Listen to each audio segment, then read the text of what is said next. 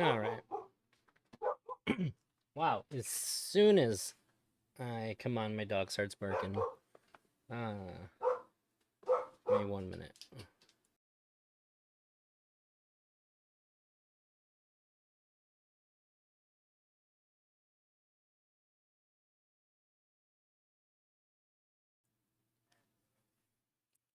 Or the neighbor dogs are having a bark off here. So I've heard nothing but good stuff. Because I haven't really read any of the bad stuff. I just seen a little bit. Seen some tweets, and I think I quickly glanced at the comments of his video. I skipped ahead a little bit and got it set up to like where it seemed like a decent starting point for it, where he talks a little bit about it. I paused and rewound, and just sort of that's where I'm gonna start. So, uh, I'm just gonna get right into it.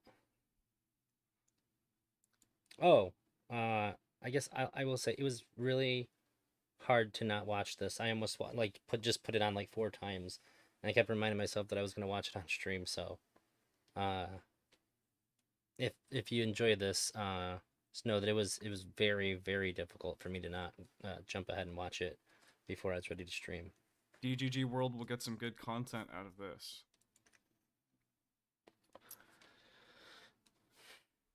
We shall see. It's kind of the problem, isn't it?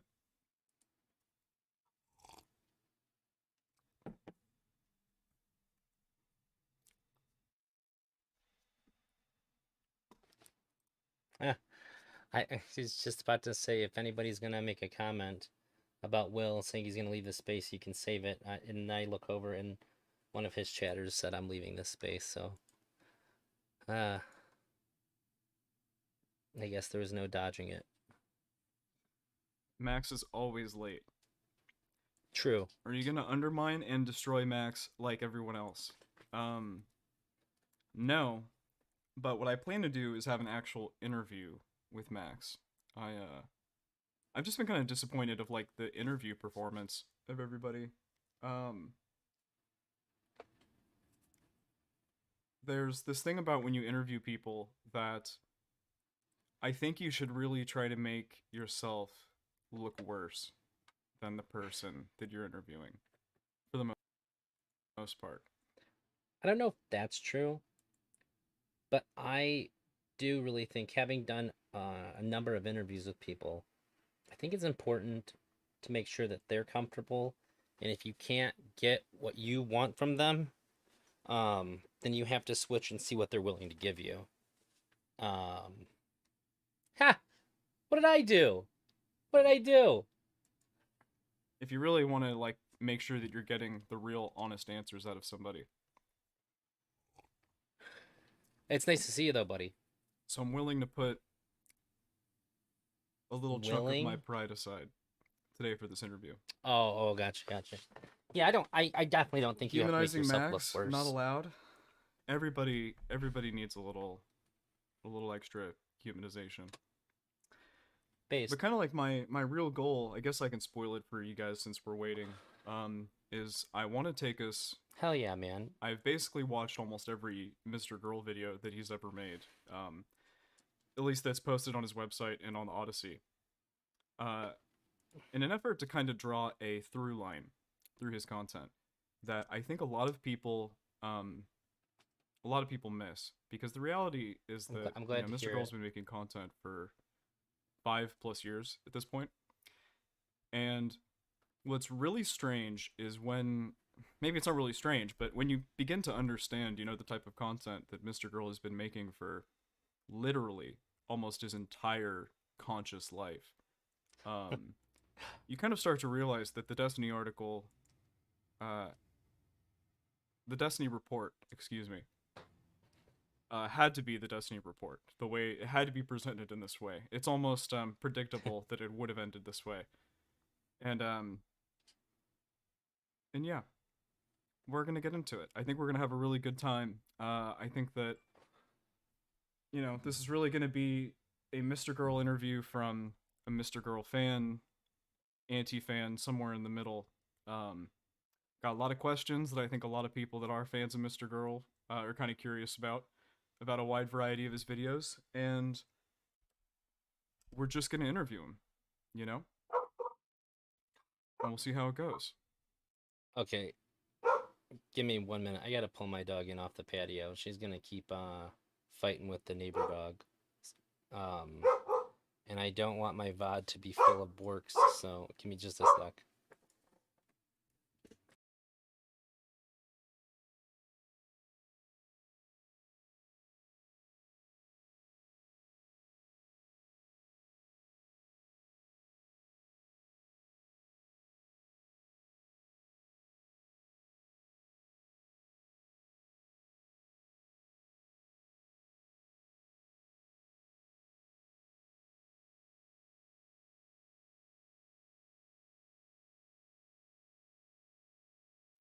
Okay, there we go. End the call.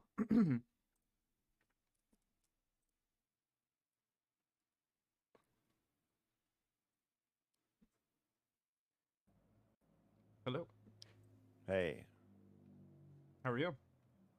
Oh, hanging in there. How are you? I'm doing pretty good. Let me get you all centered up here. Okay. I might crash and have to call you back. 1 sec. I feel that. Okay. Oop, we survived. Cool.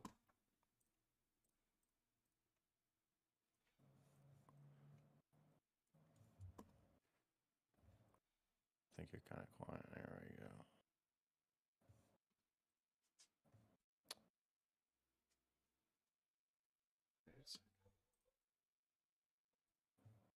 There we go. Yay! Don't say kill the dog. I love Kiora. I almost wore a very That's similar my colored pup. shirt. That would have been weird. Yeah. You know, she gets more likes on my Twitter than we anything all- else that I We all post ready on on your there. end to start? Yeah.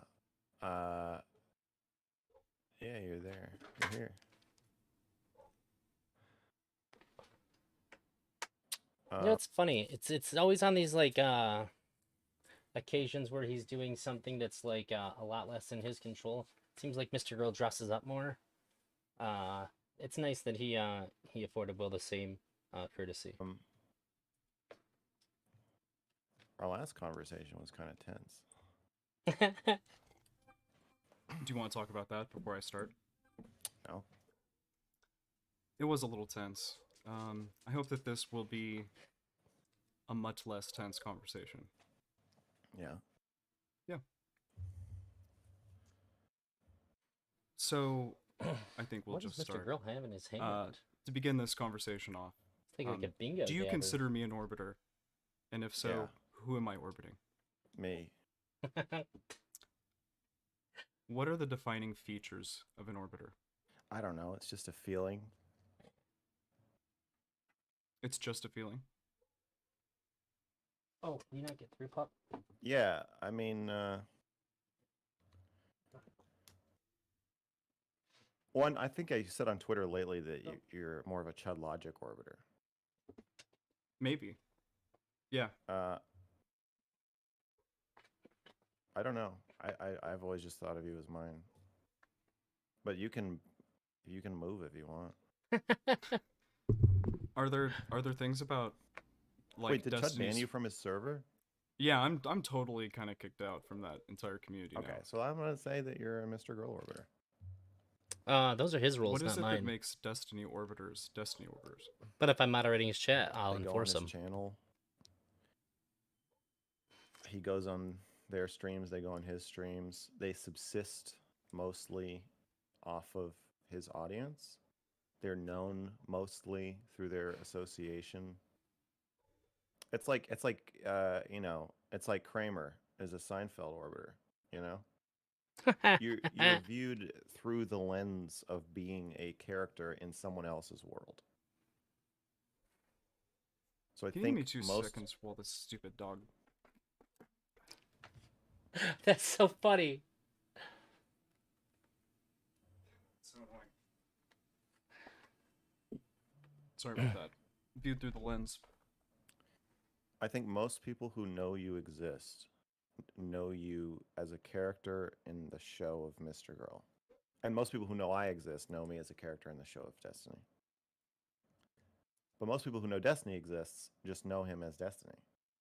So he's not an orbiter of anyone. You're an orbiter. Yeah, I see the little face you made. It's funny. A lot of people say things like that, like they call me on something that like mrgirl doesn't like or whatever. It's always really weird to me. I can stick up for somebody and be a big fan of theirs, but like uh I don't know. I guess it's like I'm not beholden to the things they want. When you're When I'm moderating the chat, I am primary though. existence on this earth, you're uh, the way you are, like your being as perceived in the minds of everyone who knows your name is that of a satellite orbiting somebody else. Can someone do things to proactively stop being an orbiter? Yeah, but you're not. What are doing some of them. those things? Stop talking to the person that you're orbiting. Stop talking about the person you're orbiting.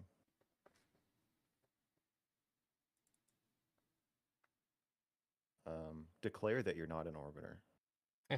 That's a pretty good one. Well, Do your own maybe. thing. When the phrase first came up, people were denying it left and What right. boundaries Couldn't should one try to put do in that. place when interacting with their orbiters? I don't think you should be friends with orbiters. I don't think you should have sex with orbiters. I think you should keep communication to a necessary level. I think some mentorship occasionally is okay, but I think it should be done very carefully and very in a hands-off way. Interesting. Are these boundaries different than the ones the creators should put? Excuse me. Are these boundaries different than the ones the creators should put in place between themselves and their fans? Yeah, I think some more communication with orbiters than fans makes sense because you're doing business together. I think it's more of a it's a yeah, it's a business relation. I guess it is with a fan too, but it's different. You're the fan is the customer. Interesting. In your Steven Crowder is insensitive video, you tell the audience that people on both sides of the aisle aren't so different and that we should all make an effort to be on Team Truth. What are things that stop people from joining Team Truth?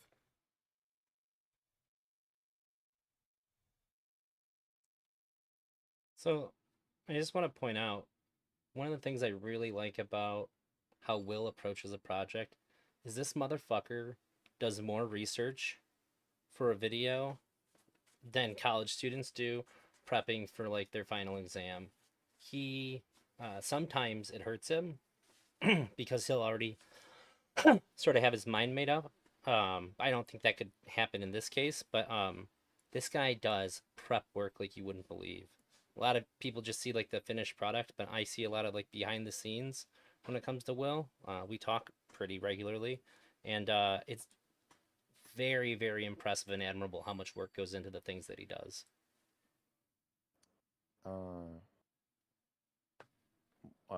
People like audience members. Just, I think people in general. Well, I think there's a different motivation. Like for Hey, a what's up, content Benny? creator, you make more money I'm doing if good. you lie. Or you make more money if you pick a side. So I would assume that Steven Crowder is probably not as very rarely doggedly have the entire conservative house to as myself. he makes himself out to be. But I don't think Will's a cuck, Key. I think that he's well, if you think Will's a cuck, you should see the last time when he talked to Chad Logic about the hierarchy video he made. we have reason to suspect that of every political content creator, especially partisan content creators, because they're getting paid partly to be partisan. The audience has a different motivation. They're not making money from it. They're losing money from it often. But there's a safety and strength in numbers and feeling right. You know, erasing nuance can make you feel like you know what to do, and wrestling with ambivalence is really hard. So I think we're all kind of susceptible to being sold a version of reality. Wait. Did you only read it, or did you hear like the audio clips and see the screenshots and stuff too?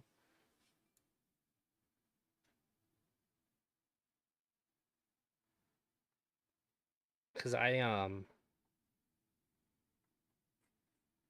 that was a big, that was like the thing that got me. Interesting. I'd love to talk to you about it. I haven't Where heard one we statement only yet. have to think about Should ourselves. tell you everything. That's funny. That's good. Do you feel like you fall susceptible to that in some areas? I'm legitimately asking, like, do you have like a bias towards something that you kind of have to like check yourself on to see like if you're like leaning towards a certain direction?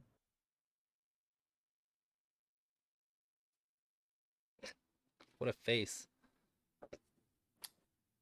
I don't know. I mean, like, probably. Like, when, like, Ukraine and Russia. I'm like, Russia seems like the bad guy. Seems like Putin's a bad guy. And then I'm like, well, is that possible?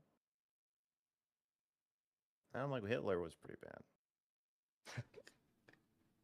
And I'm like, I don't know. I don't know. I think it seems like Russia is the bad guy. And then you see other people and they're like, oh, you're brainwashed. I don't know.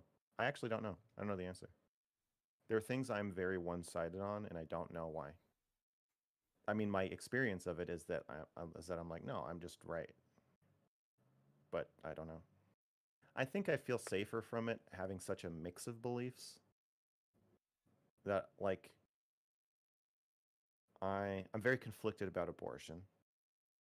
I don't know. I don't know. I think in the abortion panel, I think I settled on like 16 weeks or something as my cutoff date.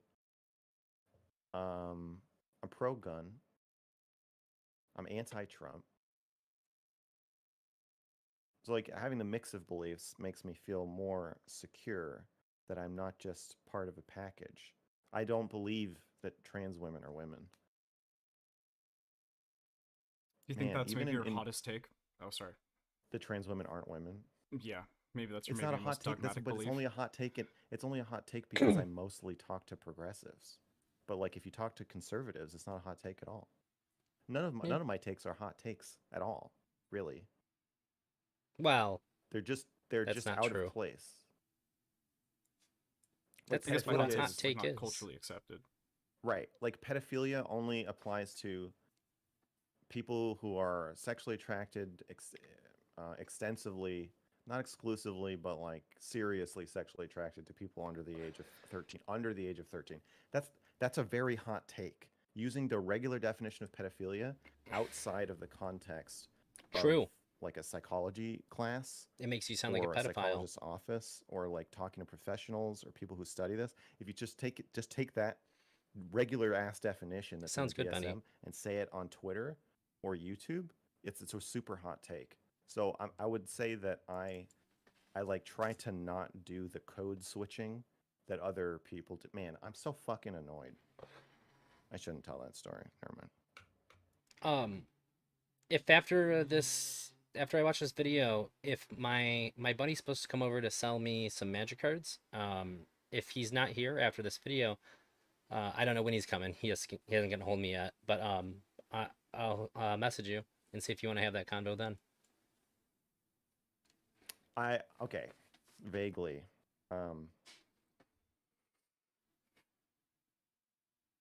No, I can't tell it. Fuck. I'd be That's leaking okay. DMs if I'd be leaking DMs if I told it. I'll just say that I've had some very annoying like people I've tried to do content with are or like, oh, well, your views on pedophilia are like, and like I don't have special views on pedophilia. The only view that's like unique is that I'm willing to talk about it in a context Hey, where it Cam, will what make up, me my look like guy? a pedophile if I It's say, nice to see you, buddy. you know, pedophilic things. No, if I I think a lot of what makes my content scary or provocative is just not code switching. I think there's something. Your content's very sexual, also, Mm, and I think that mm. like people sometimes get kind of scared by that. It just like Yeah, instantly turns them off. Like, or yeah, or on.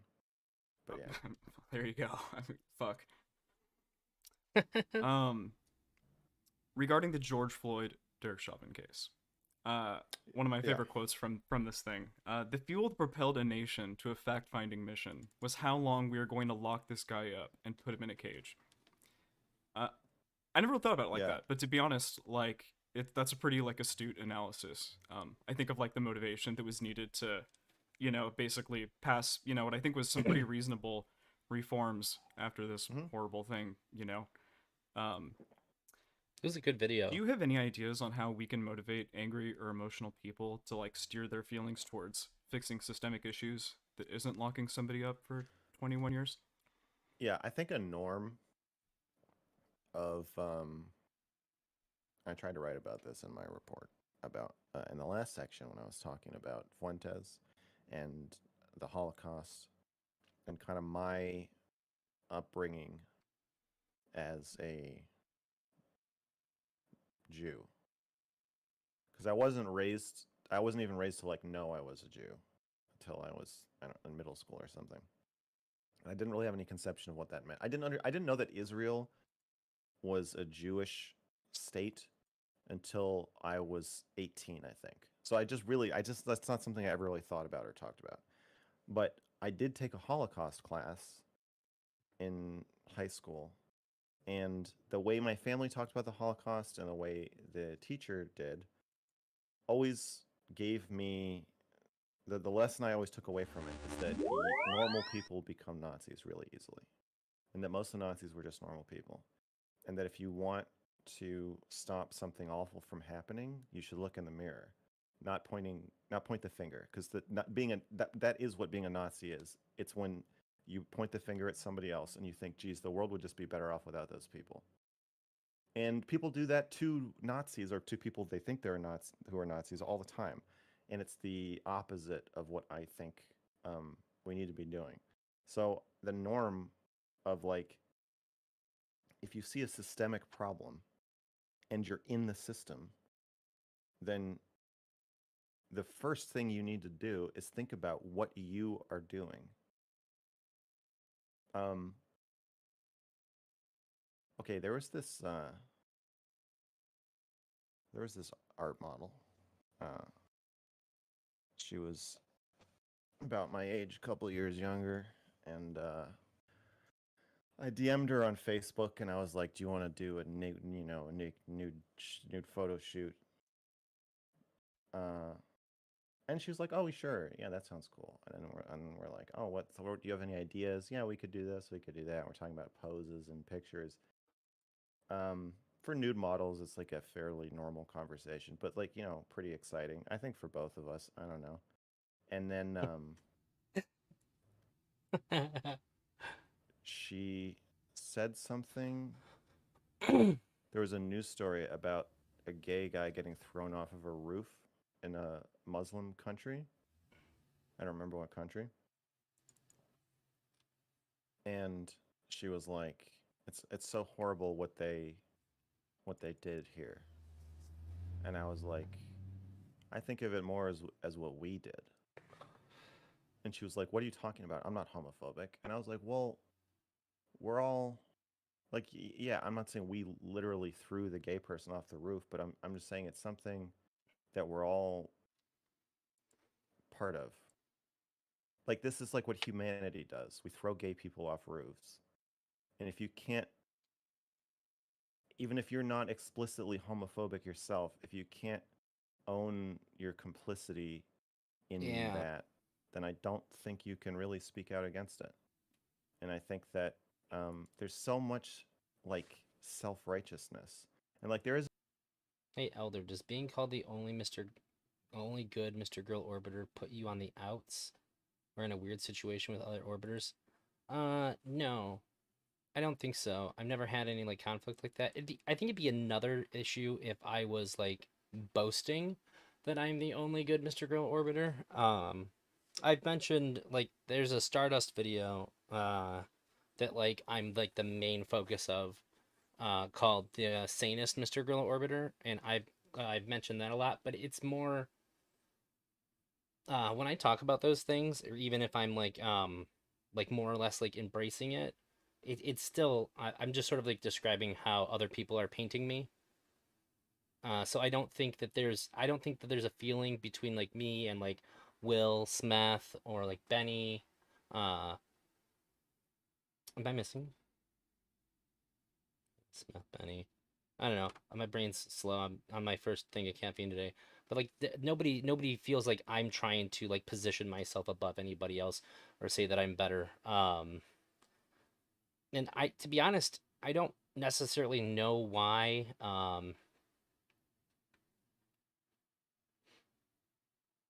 that idea gets put out there that way. I think like my hope is that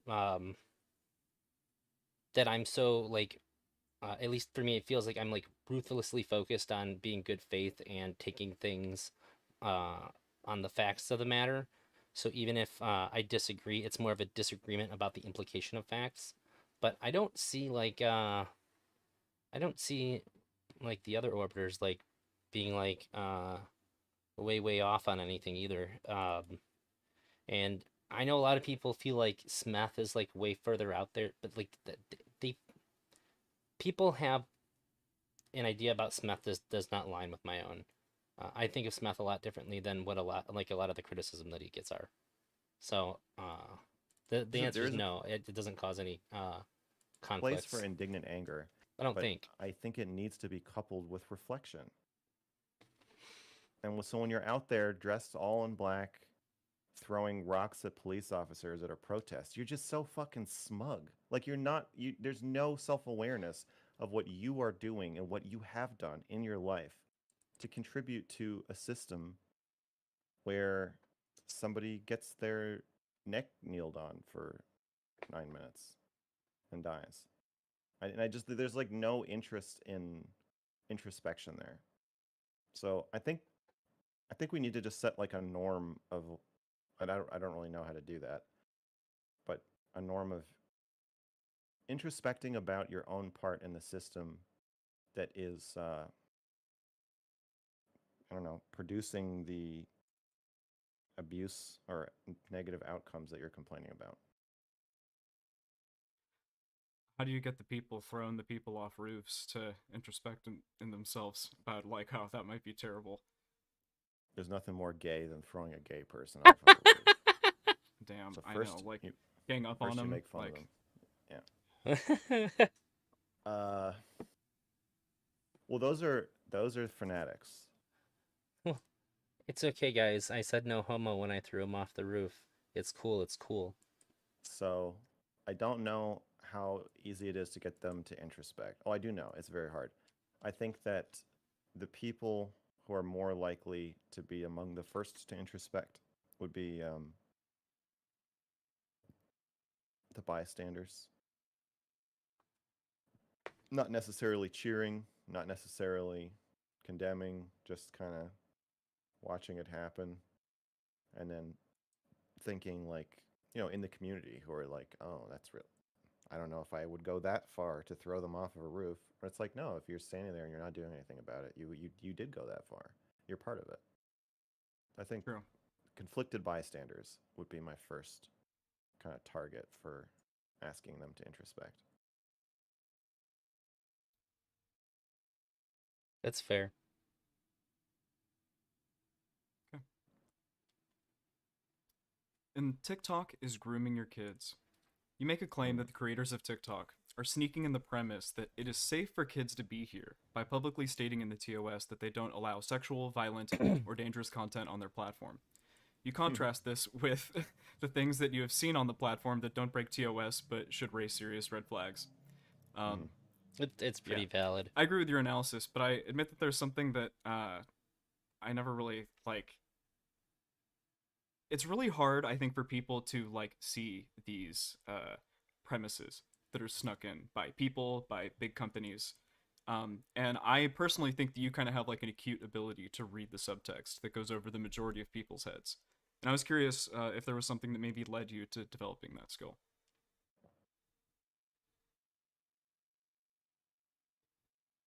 These are good questions. One thing that comes to mind is my father telling me everything the therapist says and everything the patient says is also about something that is going on in the room.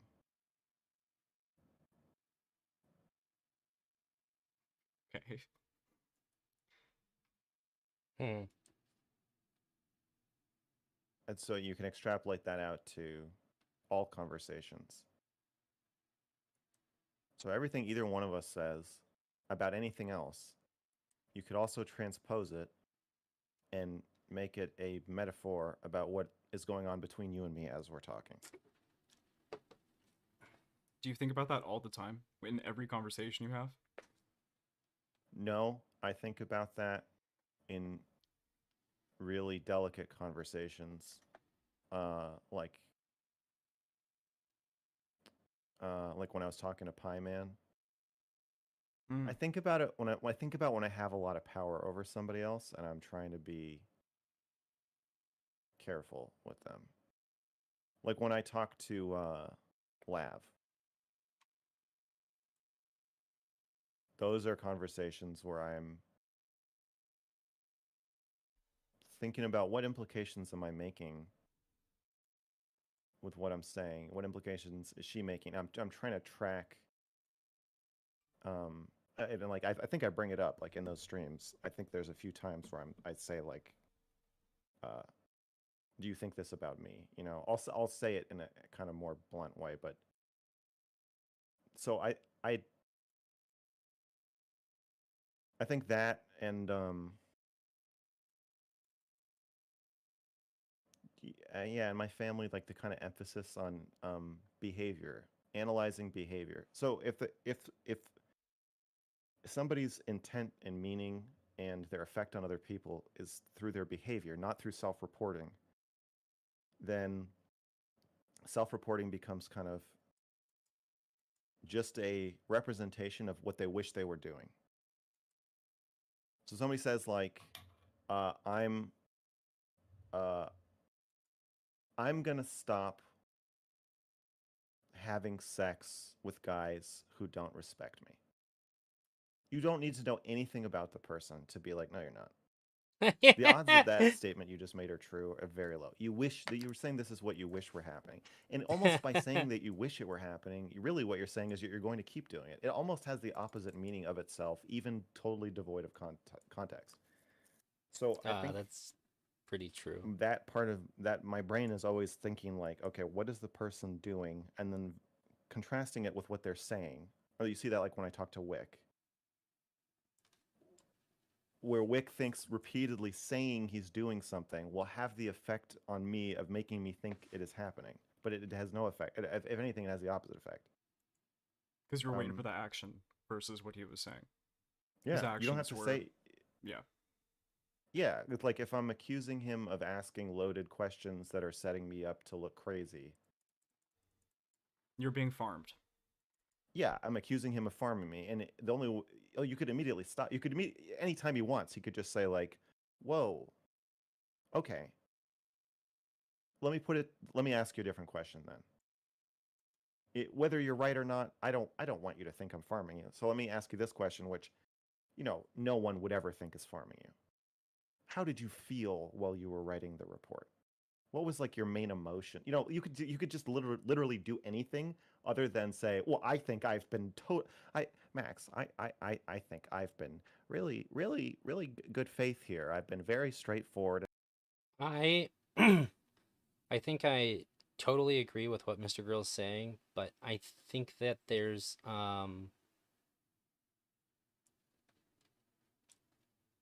element to being in Twitch poll, to where I just don't think that almost anybody is going to pick up on those kinds of things that they do. I think if you disagree, it's like really bad in Twitch poll to not defend yourself. Um, like even if you're wrong, like there's an implied idea that you need to defend yourself against something. Um, so it's tough. And honest with you. Like you, it just don't do that. Yeah, I And mean, then a number liars, the of first people. thing they try to do is get them to believe that you're honest. Look how honest I am. Look at this. Yeah. And then those people are always the scummiest fucking liars. Like, Yeah. Well, people say that about me too. I don't think I'm a liar, but I do tell people they should trust me. I mean, admittedly, it has the opposite effect, I'd still say, even when it comes from you, you know? Maybe even more so. Maybe you have to take your own advice on that one. Don't tell people you're honest, just show them, right? Yeah, I guess. I don't. Yeah, I don't think you should. I'm not saying that because I think people are going to believe me or that they should believe me. I'm trying to think of who else I've said that to aside from Destiny. Such a chill conversation. I think you I do was a really good. Sorry, go ahead. I was just kind of taken aback when I first met him. I was like, I don't. I was like, I feel like most people think of me as immediately trustworthy and honest, and I just thought it was very odd that he was so cagey. I think a lot of that's like just the environment of the space, huh?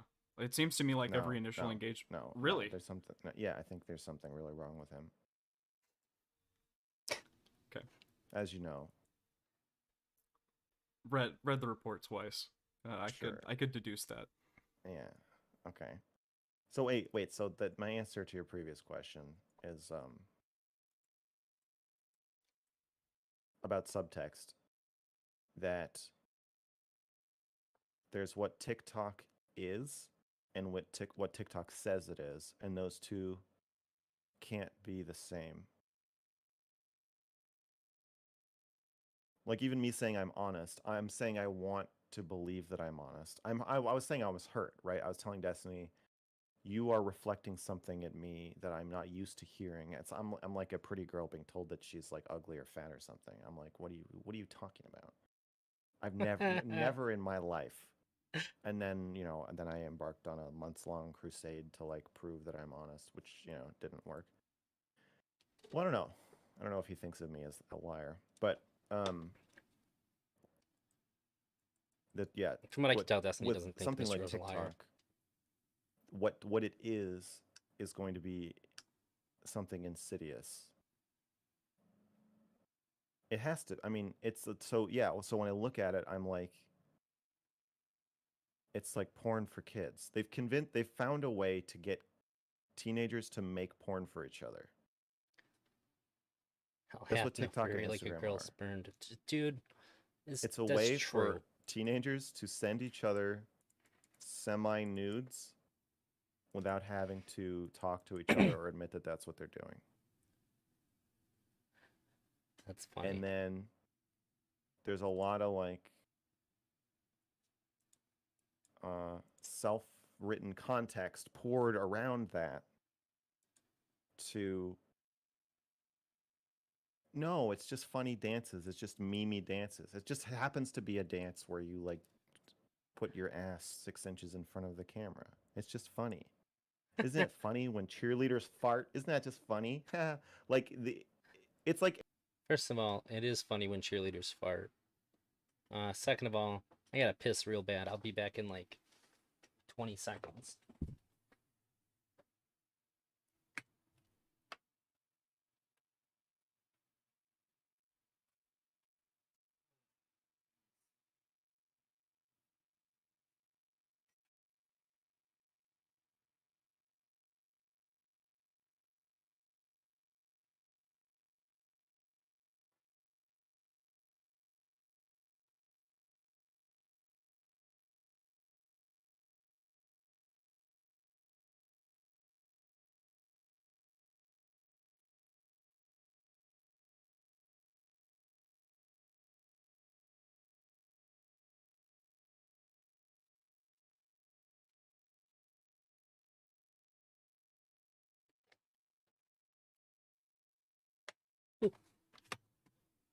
Okay, I'm back.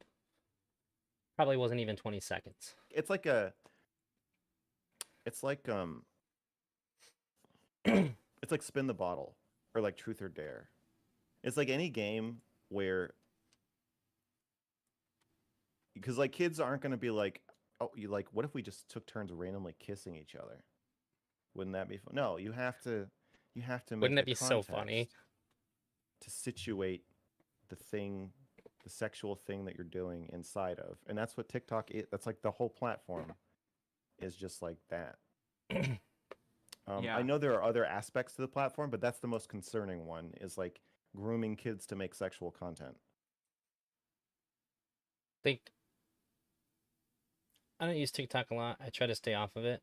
But like the two accounts that I watch is like one's a guy who makes funny videos, PDUSA, and the other one is there's a woman who works at Target, and she always has like little Legos, little Lego people in her pockets, and she's just really hot and also simultaneously weird, and like very much into like Ninjago Legos, and I just think it's a very funny combination to be like a very hot chick that has like a very weird nerdy niche hobby. Um, so like I'm also looking at it through that lens of like, okay, like honestly, if that's a tiny percent of what the platform is, then just cut it out. Just remove that, and then leave what's left. The Like subscriber sounds are weird. people just making jokes. Okay, fine. Then have it be like a comedy platform with like no sexual content. But that's not what it is. But like technically it's not TOS, right? You know, I mean they do have a fairly strict TOS. Like my account was banned, I think, or was super flagged for a one conspiracy theory video, literally. I was like, what the fuck? So I don't know. There's something in place like to stop like the really Oh, raunchy shit. Like, do we have to add like a whole like can't talk about like my mom's vagina smell in the bathroom, segment to the TOS? Like, how do you rope shit like that in? Do you think? I don't think they're trying to. Okay, I lost a YouTube really? sub Not since you I don't think started they're this trying at all? video. You think they could just like take that stuff out if they wanted to? I don't. I don't know. But I don't think they're trying to. Fair. I think TikTok, YouTube, Instagram are happy to post pornographic content as long as it doesn't meet a threshold of pornography, a certain definition of pornography. But I would say Instagram has a lot of content that is just pornographic. But in the TOS, there is no pornography. I mean, content that's It's plausible deniability. right. I mean, You it's could like a okay, yoga you could, teacher shit, and it's people wearing yoga pants and they're super like skin tight and shit, and yeah, like and you would never clearly see in it's TO. sexual. Yeah, you would never see in TOS like on TikTok. Like if you're a 16-year-old cheerleader, you are totally welcome to show yourself shaking your ass in a thong or in your cheerleading outfit and talking about flirting with your friends' dads or having sex with your friends' dads. This is acceptable. You would never see them acknowledge that as like a thing that's allowed on the platform, but it is.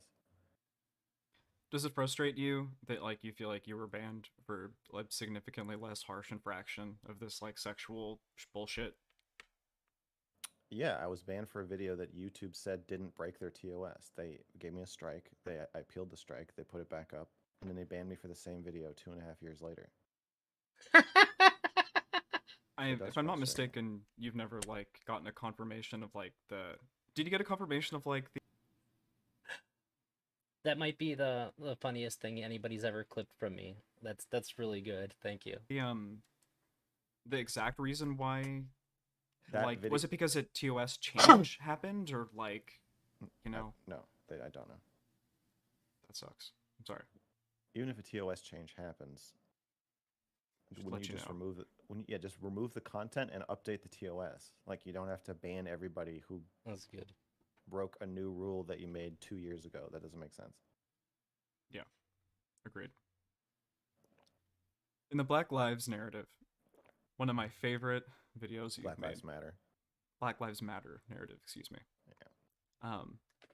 One of my there's a lot of memorable lines, but the three that I really like are: the more black people complain, the more rights they get. I am sorry that you suffered a statistical anomaly, Timmy, but I am keeping my AR-15. And it's more likely for a police officer to be killed by a black person than a black person to be killed by a cop. Why do you think the people have such a hard time rationalizing the truth? Excuse me. Why do you think the people have such a hard time rationalizing that the truth can be racist? Um, I think I said statistics are racist, not the Right, but truth. statistics are like some kind of truth, though, right? You know, like the truth, right, was that if you saw a white person on one side of the street and a black person on the other, because of the statistics, the truth is that you're safer on the side with the white guy. Yeah. Which I don't think I think that people can read statistics and not have a hard time if they have a racist implication. They just get freaked out when they hear people say it. which is That would probably be my guess. racist. Like if you cross the street, it's that thought is maybe racist. Yeah, I mean it's like racial profiling. Like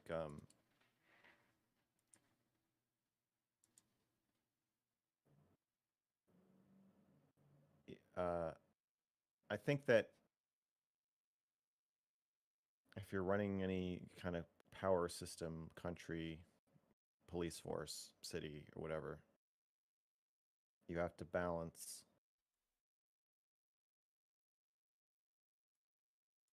applying knowledge of statistics to the decisions you make about individuals, which I think is what the heart of racism is. It's when you say, on average, your group is 20%, 30%, 500% more likely to do X thing. So, there's just to, like, sorry, you're getting lumped in with them. You're one of them. That's how you're going to be seen. That, to me, that's the heart of racism, is applying statistics to individuals. So you have to balance the corner cutting benefit of that, the time and effort it saves to just like, well, let's just focus on black men. Who are we kidding? With the freedom of the individuals, the black men that you're sworn to protect, and the rights that you're sworn to uphold on their behalf. So I don't think you can honestly navigate that. If you're a progressive, if you're going to pretend that black people don't commit more crimes than white people, you can't navigate that, because it makes the counter argument, or anyone who holds the counter view, it makes them think that you are lying and that you actually secretly agree with them. Like, if the defense of police brutality, because police are more brutal towards black people, and if the defense of that is that, well, black people are more brutal themselves, and you want to engage with that argument, Just who always talk like this? you can. But the to me, the counter argument is to say, even if as a group black people are more likely to commit violent crimes, that doesn't mean that each individual member of the group deserves to be treated any differently from anyone else by the police. That doesn't make any sense.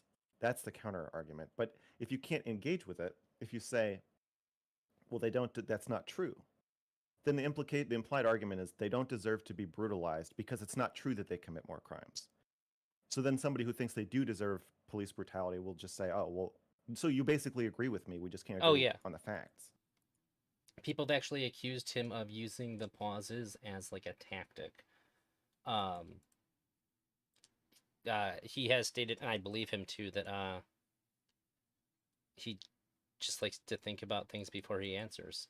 And I think watching a lot of mrgirl has sort of like dug down into my subconscious and allowed me to pause in conversation. Uh, sometimes like, can I take some time to think about that? But I think it's made me a lot more conscious about how quickly I respond to people and how maybe it's not always super appropriate to just respond off the top of my head with something. And that, uh, yeah, I guess I feel a bit more empowered now to think about things before I respond. So I don't really think it's a bad thing. You're agreeing with their conclusion by disagreeing with the facts. You shouldn't do that. And then there's the evasion tactic where you're just like, well, there's a reason for that. Like, oh yeah, I was like, you think I was saying that black people commit more crimes for no reason, like for fun or something?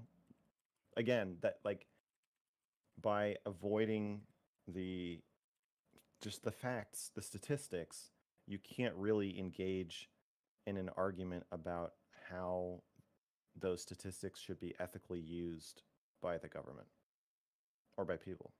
So you are safer crossing the street to if there's a white person on one side and a black person on the other. Yeah, you're safer crossing the street to walk by the white person, but that doesn't mean it's the right thing to do. Yeah. It's racist. It is racist, but it might and what we're asking, I think, through police reform and through this whole conversation is we're asking about the gray area of like, how, if police are racist sometimes, but being racist makes them safer, we should acknowledge the enormity of what we are asking of them when we ask them not to be racist. Yeah, I was about to ask, like you talked to the Black Lives Matter guy and you ask him like if your son was a police officer and, he had the choice between policing in a white neighborhood or a predominantly black neighborhood, which one you were like, who would you tell your son to go police? And obviously, he said, "Well, I would obviously tell my son to go to the white area, right?" Um Yeah. but I think what we're really asking people is that you should pick the black area and be make the reform. Like we're gonna have to like take some losses to really end racism. Yeah, but nobody wants to risk their life or the life of their son or daughter to be less racist. So does it ever Um, get fixed then? I think that I think robots will fix it. Honestly, I think Hmm. Based. once we, I think once we use more drones and robots for policing, um, because they won't need to defend themselves. Like eventually, it will get to the point where I think where you can't really, because like the problem is the person who's the arbiter of like what is right and wrong is also in immediate fear of their life, like often. Um, and even in when like Yeah, like I probably. think anytime a cop pulls you over, I'm sure in the back of their mind there is like this person. Why do you think that? Why do you think that taking a pause to think is a weapon if you're in disagreement with somebody?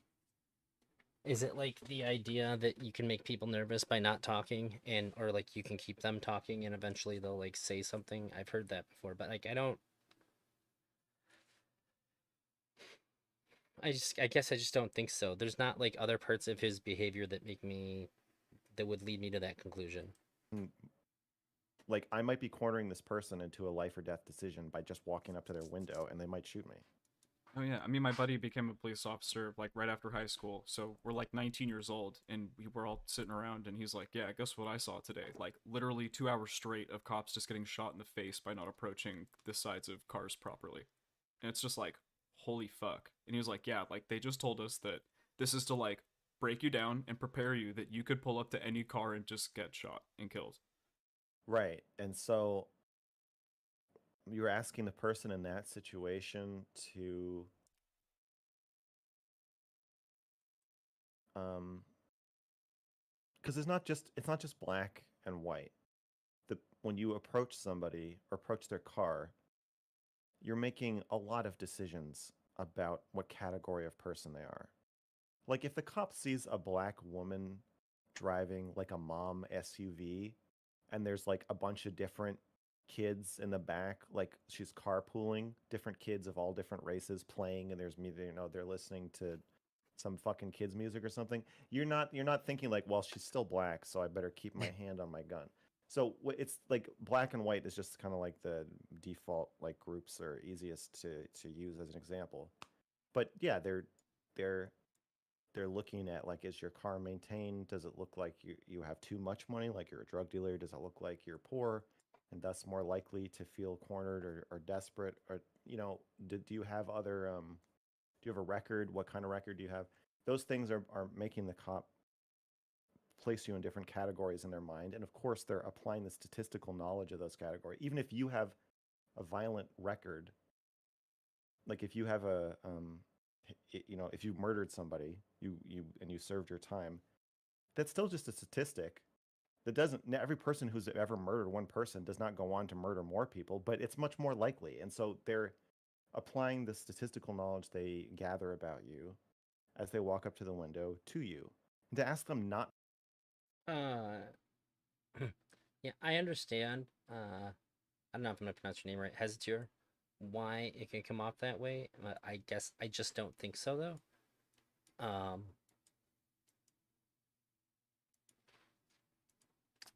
I think that there's other like good faith interpretations of why that's happening, and I just opt for those. I could be wrong, like 100%, but it just doesn't seem like it'd be the case. To do that is I think I just think he's just more is a big ask. like focused in those I'm not saying we shouldn't make conversations. it. I think we should, but we should But it could be. acknowledge how much we're asking. And I just think that robots kind of solve a lot of the problem. The robot isn't going to care if you blow its head off. True. Yeah. That's really terrifying in my opinion. I mean, it kind of assumes like, huge police surveillance state already more than we already have. Why? I I mean, police it would officers be have like, cameras anyway. I know, What's the but you'd difference? have to think it would be just like all the drones and the little walking robots and shit would all be like hooked up on a network, and they'd all be able to like see us all at the same time. Seems Oh, pretty like scary. every cop could see every other cop's body cam at the same time. Definitely, if they're all robots, for sure. And yeah, Oh, that's true. Well, they're they already would using definitely like set that Twitter up. metadata to like But track crime and stuff, you could legislate against predict that. it. You don't have to set it up that way. Yeah. Like it might be hard to, like, if you're like, well, do you want to stop rapes? Then all the cameras need to be interconnected. I don't know. Maybe voters will be like, well, fuck it then. Film us all the time. I don't know. Yeah, I mean, price of freedom is eternal vigilance, right? Fuck. Do you know what happened to Yeah. Brittany and her boyfriend after you told him not to contact anyone after you saw the video in the Black Lives Matter narrative? Oh.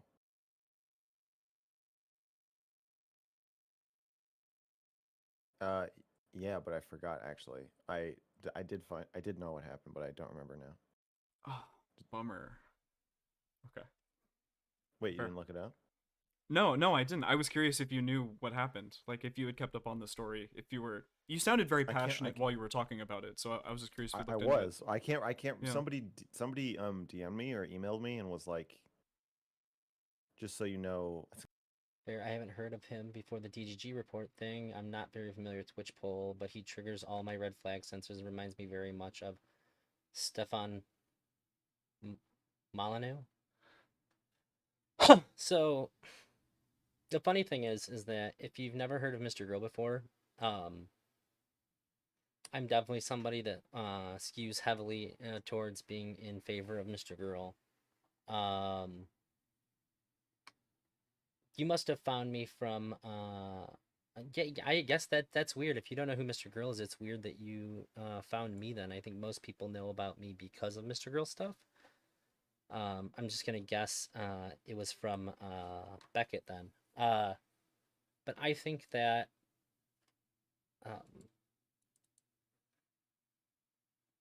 okay, I think that most of the time you can assess Mr. Girl's behavior by just imagining why somebody who's not used to internet stuff would behave the way that he does. And that would probably give you the answer. But I think a lot of people would disagree with me on that. I think somebody DM me on Twitter and was like, That's "Just so that's you my know, honest here's what take. happened," but I don't remember. I want to say the charges were But when I say dropped. internet stuff, like Twitch stuff, Twitch poll stuff. That they didn't get paid out. I don't know. Well, if you ever find out, let me know. Just out of curiosity's sake. We could just Google it. You can like look up her name and stuff. Face. Yeah. I'll check it out. Okay. Do you still believe the nuke wouldn't unite the United States? Hmm?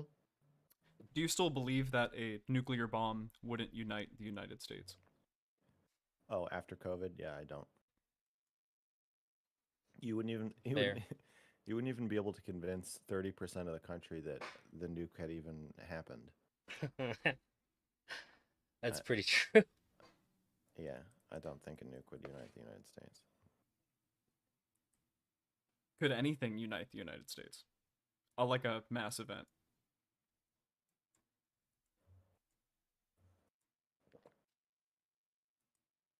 No. Social media will prevent that. So you think like 9/11 was kind of the last weird nationalistic moment we're gonna have? Yeah, because it united the news networks. That's why. It united the drip feed of addictive content, the 24-hour news cycle. Probably true. But now there's always some. Have you seen Contagion?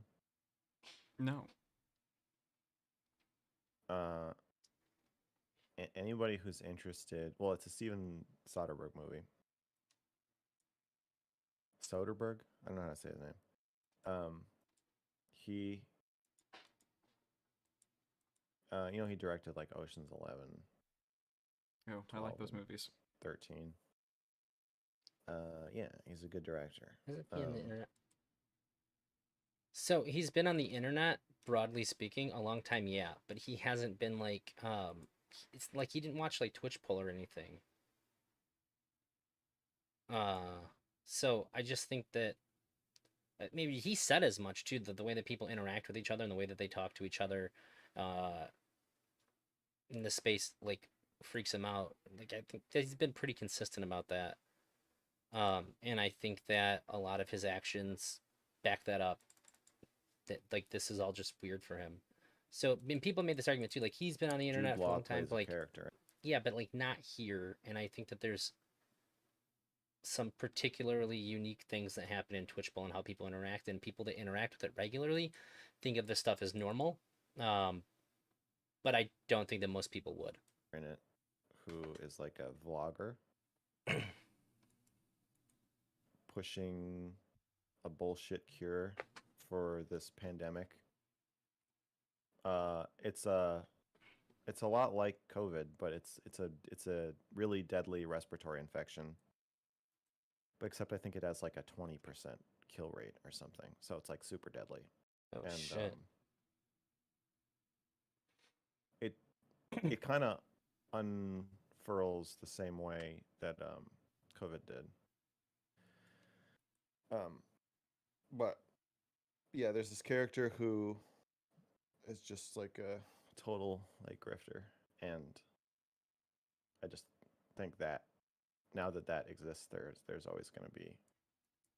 If people could just make their own TV stations after 9/11, I think the same thing would have happened then, and eventually did. Now, True. what percentage of kids don't even believe 9/11 happened now because there's somebody to tell them, or like they don't even, there's like flat earthers now. Like people fucking, if there's money to be made by creating an alternate take, somebody will create it, and then some audience will buy into it, wanting to believe that they know the real truth. Have you heard So True. as long as that's happening, have I heard what? have you heard the conspiracy theory that trees don't exist and that what we have right now is trees or just bushes. That's my favorite, really stupid conspiracy theory. In The Monster, you discuss some things that happened in your childhood. You discuss your mother divorcing you. Your I was never married to my mother. excuse me. You discuss your mother divorcing your dad for a woman named Carol. Yeah. And basically how like every little thing that you said or did was scrutinized for latent sexism or homophobia, and how even at a young age, you were living in an extremely left-wing household that literally demonized Republicans as evil. Two left-wing households, but yeah. Because your dad's was left-wing as well. Mm-hmm. Even at a young age, you didn't believe that Republicans could possibly be as bad as they were described to you by them. No, I would argue with my mother a lot. She would always talk about how stupid Bush was. I'd be Do like, you still think Bush is stupid? I didn't think Bush was stupid then. I would be like, you're just saying that because he has. The quickest way to explain to you who Beckett is, Benny, it's Stardust's boyfriend. But he's been a content creator prior to that. It's like a southern accent. Like he's obviously not stupid. Like maybe he's not as smart as other presidents, but he's not stupid. That doesn't make any sense. I would get really irritated with her. And she'd say the way he talks is just so like simplistic, and I'd be like, well, that's also like hasn't that helped him a lot? I think people want to feel like he's talking to them. So I don't know if I believe that he's like unable to communicate in a different way. I think that's part of his charm, is people like that about him. I don't think calling him stupid based on that makes any sense. Do you think Donald Trump is stupid? No. No. I think he's ill. I don't think he's stupid though. How did these interactions growing up with Carol and your mother influence how you see the world?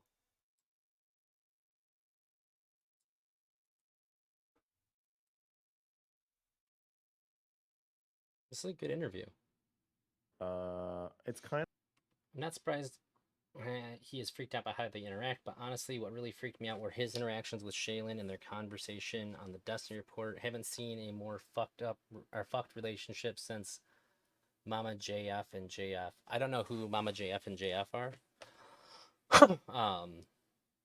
The relationship between the two of them that we've seen, it's like we've always seen like a pretty fucked up side of their relationship, and in other videos it's been expressed that it's intentional.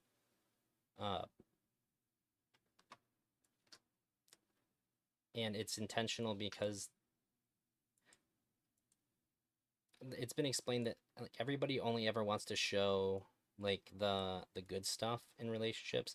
Nobody wants to show like the nasty, like nitty gritty parts of it, and he's just more comfortable showing that part.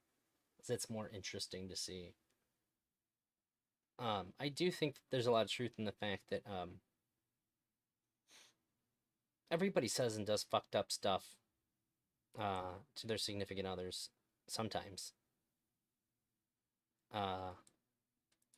But when we're in front of people and stuff, like we just hide it. I mean, it'd be rude not to and all that, but we just overall pretend that like it's not like that. That like there's nobody ever yells at each other. Nobody's ever nasty. Hello. And I think that it's good that he shows those things, and they don't like. I think that it would hurt the rest of his content a lot if he put on like a happy face on everything and they acted like they always got along super well. You would make a lot of the other stuff that he puts out feel fake and produced for like to like be more pleasing to the camera. I think it lends a lot of credibility to the rest of his content. Gene Francois? I'm not okay.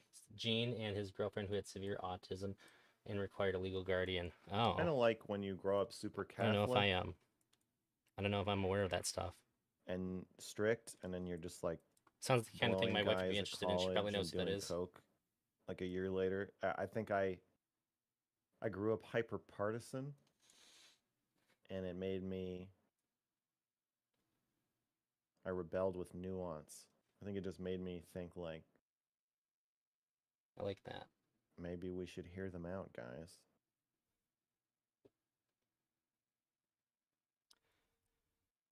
Has it influenced your rhetoric or the way that you speak with people?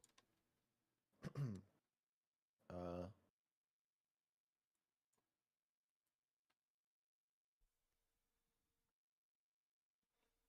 anybody can speak conservative. It's like Bush. It's a simple language.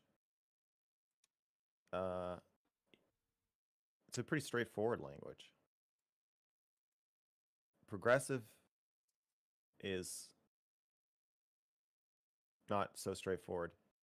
And if you don't speak it, they will know you don't speak it. And if you don't speak it, you're Oh, we got quite a bit of chat here. You're not familiar with the "It's Called Love, You Idiot" lore. He debated Destiny a long time ago, a white supremacist. Destiny's not a white supremacist. Unless you're saying Destiny and a white supremacist like Richard Spencer. Uh, JF is a race realist. He was big 5 years ago. Oh, I didn't know you to show it with Andy Worski. Okay, I should probably know who he is. Hey, Jazzy, thought this was a great interview. Finally, impressive. Will. Slightly disturbed he has mannerisms of Destiny Mr. Girl mix, but I guess that's inevitable with Orbiters. I've watched barely any Mr. Girl. Does he have content with his girlfriend that isn't fights? Key, yes, and his live stream Shaylin comes in sometimes. And they're very close and loving. They do have open conflict. Yeah, so more recently he's done stuff with Shaylin that's like on the hotline. She comes in at the end, and yeah, they're actually quite caring and loving. I think like the produced stuff. I think the produced stuff has less of that intentionally. If I had to guess.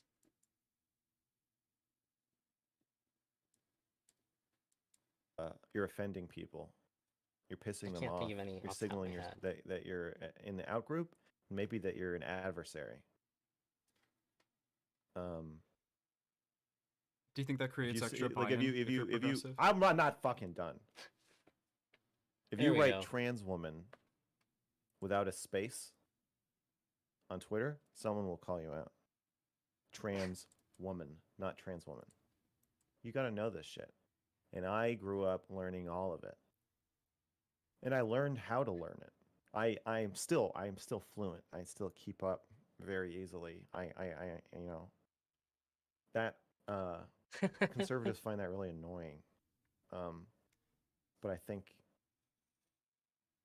growing up speaking this language and understanding how the language itself is is the political group. Progressivism is a language. And speaking it is almost more important than believing any associated belief or holding any kind of position. That's pretty true. And you signal your status by speaking it and how well you speak it. And then the best thing is when you invent a new thing. It's hard to do, but people do it all the time. And then I guess it's strange to me to want to combat the fake positivity we see on social media with persistent negativity. Yeah, I think so too.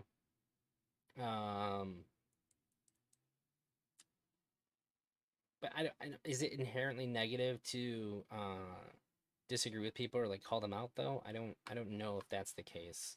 when you invent a new word or a I don't new know what way else to you speak do the language to combat it. or a new rule of how to speak the language, then all the other people are everybody's playing musical chairs trying to learn how to speak it before you or become the dreaded oppressor. It's a game. And I got a big head start my mother told me gender was a social construct when I was 13 in 1998. It's pretty And wild. that, yeah. Um, I said this in the video, but my ex-girlfriend produced the vagina monologues as her senior play. Our senior play was supposed to be West Side Story, but it was canceled for being too racist. It's a pretty left-wing school. That's funny. We Yeah. watched it in school. I wrote an issue in my newsletter called the Special Vagina Edition, and I and around the title I had my friend draw a big tuft of pubic hair, big mons, and I didn't get in any trouble for that one. Wow. And the whole thing was just about vagina. I was like, "Will you write an essay about your relationship with your vagina?" Um, we were 17, and she was the babysitter of the high school principal's kids. And I got her to write an essay about her relationship with her vagina. And Wait, if you don't know other Mr. Girl content, it looks like Shayla needs to go to a woman house and Mr. Girl in a closed mental facility, and their report didn't do him any favors, making it look super unhinged. I don't think so. And I know. Basically all the Mr. Girl content. Just maybe can't recall it at the moment. But you can't hear me? Hopefully that's better for you, Elk. I know sometimes YouTube has worse audio quality than my Twitch does. Um, I think that if the way that Mr. Girl and Shaylin interact on stream, um, really is unnerving to anybody.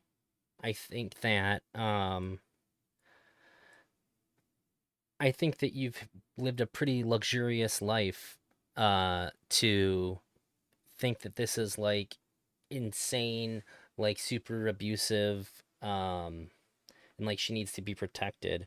I think that there's uncomfortable things that are shown, but like I told this a little while ago. Um, so nobody I've dated has ever accused me of being abusive towards them. I've certainly been called an asshole here and there.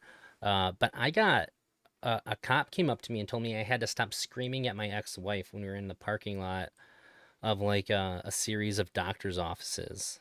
I don't remember what it was about, but I know she was being a really big cunt, and I had to scream at her. I just she pushed me over the edge, and I couldn't take it. And when the cop told me to stop, I argued with him and told him that I'm allowed to yell. That it's not illegal to yell, and he told me that I'm disturbing the peace. It is a pretty big parking lot, so I feel like there wasn't like a lot of like peace to be disturbed in that like immediate area. But I fought it.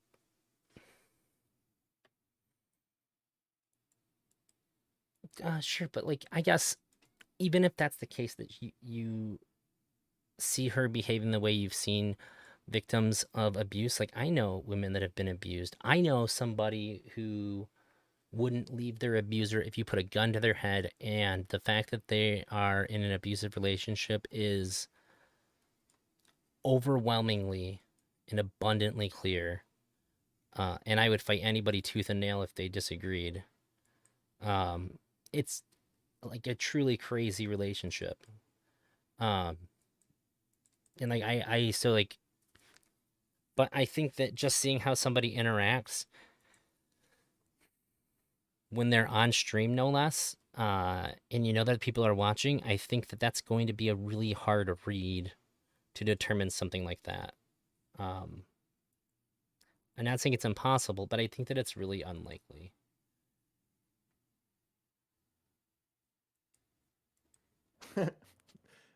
I think he was like, "Did Max pressure you into doing this?" And she was like, "No." And he was like, "I'm very worried about you. This is really disappointing." Yeah. I think she kept babysitting his kids after that, though. I don't think she got fired. That's You were funny. suspended 4 times for writing this newsletter. Yeah. Yeah. For writing this newsletter. Yeah. At one point, the ACLU even came to your aid, which I think is a pretty cool. Can hear you now. The video you're watching is still quieter. Watching it directly, but just about okay. Let's see.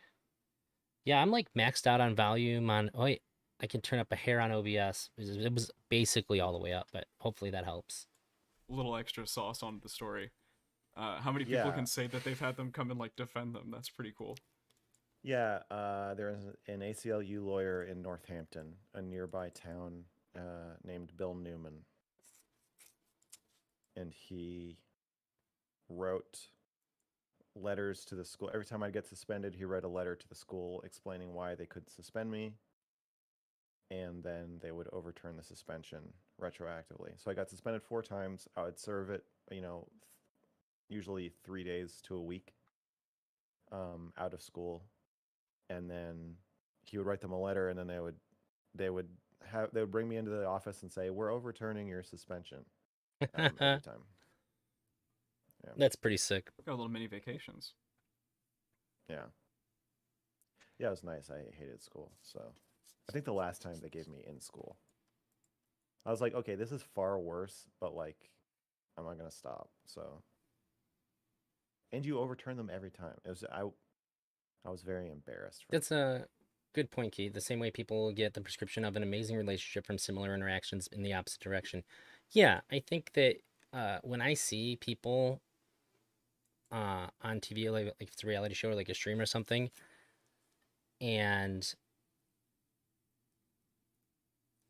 if they're too good around each other, like if I see a lack of any conflict ever, if I don't see somebody pause or like bite their tongue, I think that I think I'm suspicious. I think that I feel like they're putting on an act for me. Actually can't hear them from the shower. I can easily original video on Rumble, but no worries. Yeah, I don't know why. Let's see. No. Oh, actually, maybe. Maybe, let me see here. Maybe I can help this out.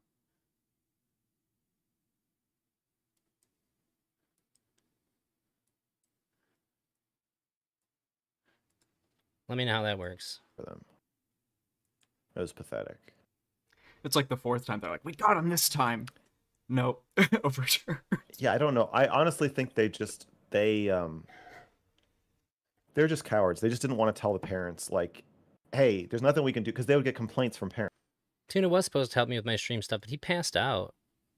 He stayed up really late to make it here, and then he just like passed the fuck out. He's dunzo. They're like, why is our daughter reading this newsletter about how her classmate masturbates so much? Why is this being handed out in the lunchroom? And they'd be like, oh well, we'll suspend him. Then they suspend me, and then they're like, oh well, our hands are tied. We have to overturn the suspension because the ACLU. They were just doing whatever the fuck anybody wanted them to do. They're like YouTube. It's the same shit. YouTube's like, oh my god, he's a pedophile. Oh, I guess maybe he doesn't. Maybe that doesn't. Maybe he's not a pedophile. Or maybe he doesn't break TOS. Oh, we'll unban him. It's just bureaucracy, man. Do you think it would have been treated differently in a right-wing school? No. Like, you think you would have gotten the same amount of hate for writing the exact same articles? I would have been banned for different. The vagina edition probably would have gotten me suspended. I masturbate so much that probably get me suspended by either one or the others. I said "fuck you" to my mother, gain up more, and I got suspended for profanity. I'm like, what are you talking about? Like, you suspend people for saying "fuck" in school? Like, no, you don't. That's stupid. That's a lie. You just made that up. And then the first one was I sexually harassed the principal, who quit because he was outed as a child molester, and I made fun of I made fun of him, and I said if I'd known he was a child molester when I started dating him, I would have broken up with him, This is really good. I read or I would that never would have article. started dating It's him in the good. first place. It's a I great got article. suspended for obscenity. Thank you. I got suspended for obscenity for saying that. I'm like, Hopefully that that's doesn't better. make any sense. It's pretty edgy. It's edgy. I don't think it's suspend worthy though. I mean, and it's Nothing is- creative. It's a public know? school. Nothing is suspend worthy. Nothing is suspend worthy. I mean, unless you're like breaking Maybe the that law. balances it. I mean, if I beat somebody up, I shouldn't be No, suspended. no. If you like write a death threat to somebody, Okay. Just being what do you think? Just being extremely vulgar shouldn't be a reason to be suspended. it's not that it shouldn't. It can't be. It isn't. No. Really? Well, what do you Okay. mean by vulgar? Like, there's an obscenity law. So if you write porn and hand it out in a school, then yeah, that's not protected speech. But if I you, see. um, True. I had a friend who brought like a bunch of like fucking computer printed out hentai to school one time. And I was just like so shocked at like the audacity that he would do it. And he was now that I know him more and stuff, it's not even like slightly surprising that he would have. But that's what made me think of nobody told on him though. We didn't have a bunch of fucking narking ass little bitches in my school like that, so it wasn't an issue. one of the ones I got suspended for was me saying that I want to have sex with my friend, and I was like, the principal's name was Mr. Worley. I said, I want to be Mrs. Worley, and I want you to be Mr. Worley. And I said, the co-principal's name was Mrs. Hannigan. I said, I want to be Ms. Hannigan's mouth, and I want you to be Ms. Hannigan's toothbrush. They overturned that suspension. Like, no, you're allowed to make sex jokes about kids. You can make sex jokes about your principal if you go to a public school, as long as it's not obscene. But to be obscene, it has to lack all artistic, political, social commentary value and scientific value. I think he So probably it has do to good in literally English be. before you do it. if I was gonna guess. Yeah. It has to be not porn. You can't write porn, but you can make vulgar jokes or comments. You can swear. Yeah, they can't suspend you for that. They will suspend you, but you'll have a basis for fighting that in court should you so choose. After these suspensions, you come to realize that it doesn't matter what you wrote. What matters is what one person or two people said you wrote. And then from there, if anyone contradicts them, then they're racist. And if anyone contradicts them, then they're racist. And it just expands into this circle of people that don't want to stand up for you. Do you still feel that this is true? Oh, and hesitor, I don't know if I pronounced your name right. I think neurodivergent is the PC term, but if you're in my chat, you could just say retarded. I hosted and argued in a panel about the acceptableness of the word retarded, and I'm pretty pro-retarded, so. Yeah. The XQC today just said on stream that I'm ontologically evil. XQC? You got the XQC Yeah. shout out.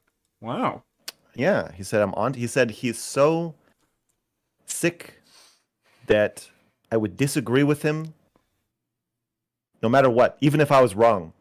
Something like that.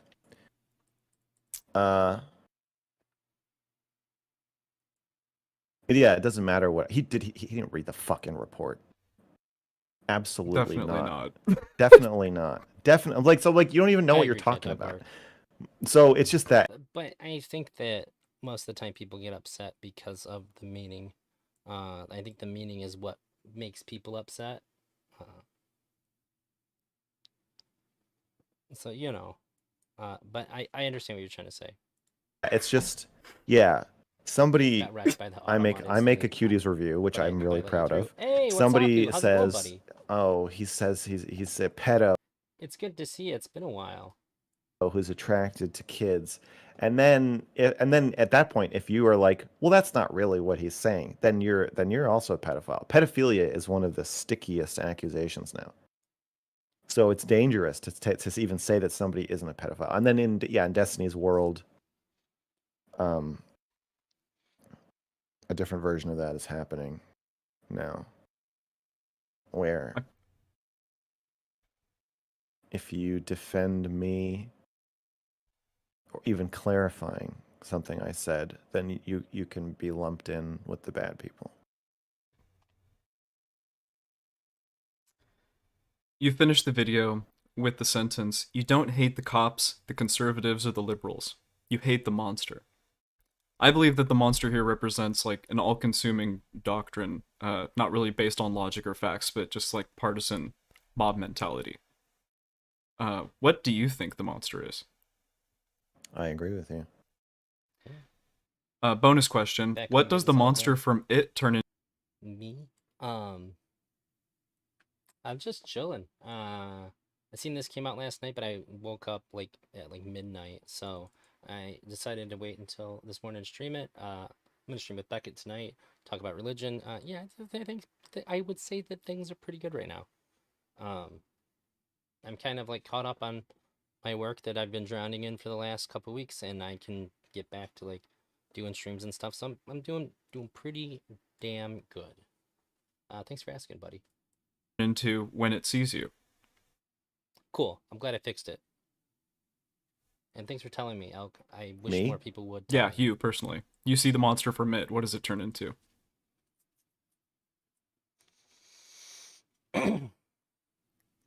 My mother.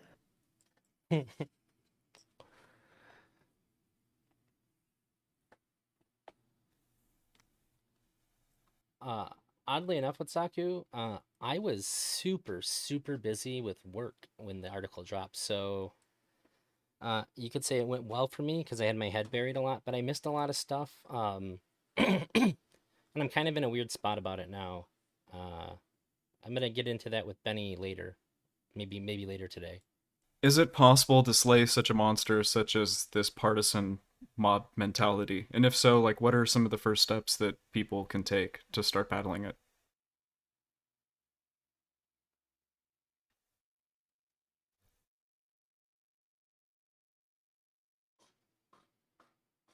I'm pretty stuck on his social media thing, so Was the work my boulder moment?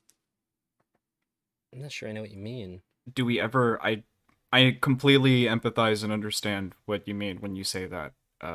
Like I mean, when I have a kid, like that homie is not getting an iPad when they're a kid. Like they're not gonna have social media until they're at least middle school minimum. But like, how do we put this back in the box? I just feel like we're kind of fucked. Social media's here to stay. okay. Sorry. I think there's hope. Can you imagine 100 years from now, a little boy is reading his history book, and he reads, in years 2000 to You too, Atsaku. 2040, it was of very high social importance to receive a large number of likes when making public statements. Likes were denoted with a little red heart shape that would go when you tapped it. And then there was a number next to it, and the number would increase. And people found this so valuable that they were willing to do pretty much anything to make that number go up. They were willing to lie. They were willing to backstab each other, destroy relationships.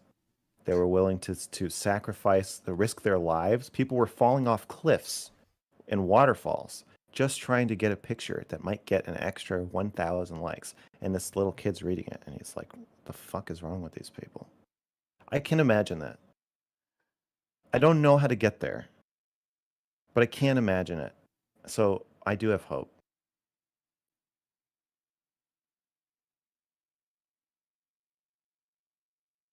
Hope so too. I don't know if I agree, but I hope so too. Honestly. Well, I think sometimes I'm like checking a subreddit or Twitter, checking like my stream numbers, and I think like I try to imagine if I had a kid right now, and I imagine them looking at me as I'm like refreshing like Twitter, like did anybody respond to my tweet? And imagine them being like, "You're disgusting. You're not a father. You're pathetic." And I'm like, "Oh my god!" And then I put my phone down. I think I do. I think maybe the kids of Gen Z will be like, "This is really embarrassing and sad. You guys are pathetic." They'll want to do the opposite of what their parents do, maybe. And then I think they just will be like, "I don't get it." Like they'll get it, but they'll be like, "It's just." I think individual streaming sites and content sites are cool, obviously, because I keep getting banned. But like, I feel like there could be hope Show the there. kid the cuties vid, and you'll get a more visceral reaction. A kind of old-fashioned cuties style of video. navigating the internet. We tried it. We tried aggregated content. However, I didn't like cuties. I actually live streamed myself watching and reacting to cuties with a heart rate monitor on, and I just thought it was a bad movie. It wasn't good. With algorithms and ads, and it's terrible. It's super convenient. You can conveniently get to anywhere that you don't want to go instantly. I think I reject that it's terrible. It's Like, I mean, it has its negative benefits, but don't you feel like you've seen like such amazing things because the algorithm was able to show it to you, like stuff that you never would have found otherwise? No, I miss Newgrounds. Based. Really? Holy shit. Sickanimation.com. Oh my god. David Firth. Oh wait, I Used to do actually funny junk back in the day when that was just I actually a regular talked to him web about page. David Firth before. Everything that he just said is top notch internet material from when I was well, I guess when Mr. Girl and I both were in school. Those were the shit. David Firth is fantastic. Not the, bullshit that it turned into eventually. Homestar Runner. Dude. Oh, that's a classic. Yes. I liked it when shit was discovered. When nostalgia. it was a feeling of it was magical. It's like watching someone do a fatality in Mortal Kombat 1. And you're like somebody's getting their head you're like, "What did you do?" They're like, "I don't know. I don't know what I did." There's magical. Now anything subversive is controlled opposition. Anything truly subversive has been sniffed out by the robot and destroyed.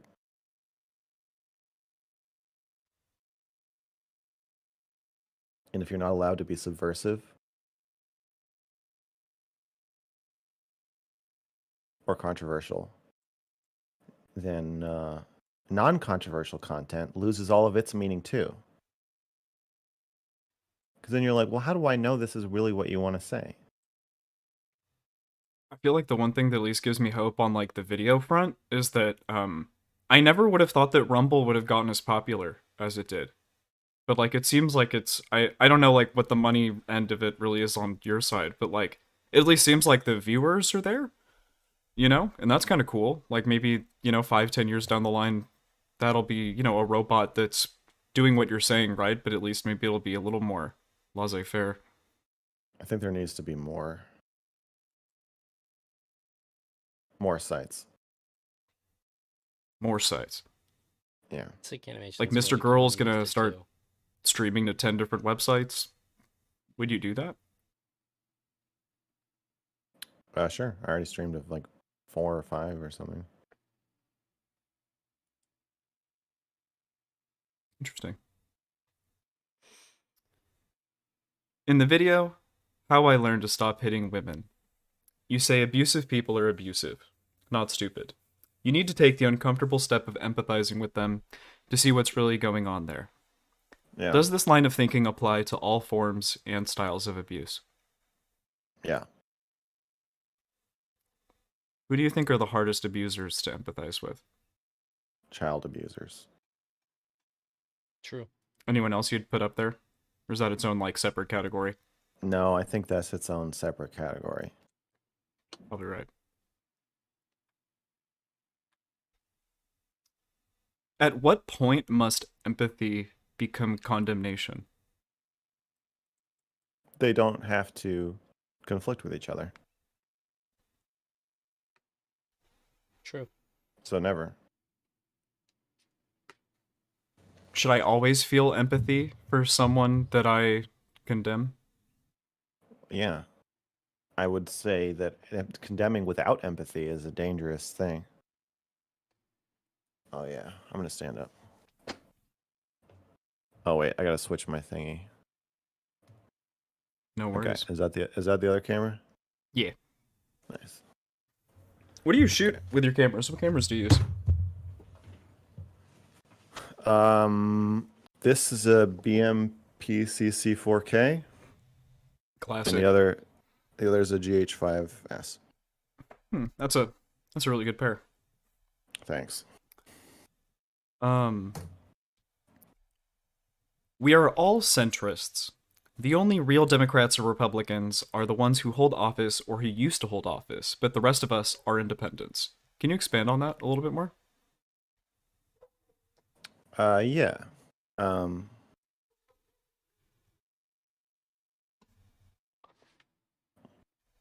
When you align yourself with a party, you are necessarily lying about yourself. There's no one who perfectly, even the Republican Party, the Democratic Party, Probably true. neither is a perfectly coherent set of values. So when you say you're in one of them, you are necessarily making a false statement about your own beliefs. You could say you like them, and you can say, okay, saying I am a Democrat just means I mostly agree with them. That's fine.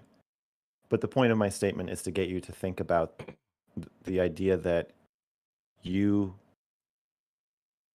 when you're a member of a like ideological group, you aren't actually like that group. You don't really align with them. And one way to like loosen up some of the partisanship is to focus on that and to be a centrist, meaning that you hold different beliefs from different groups.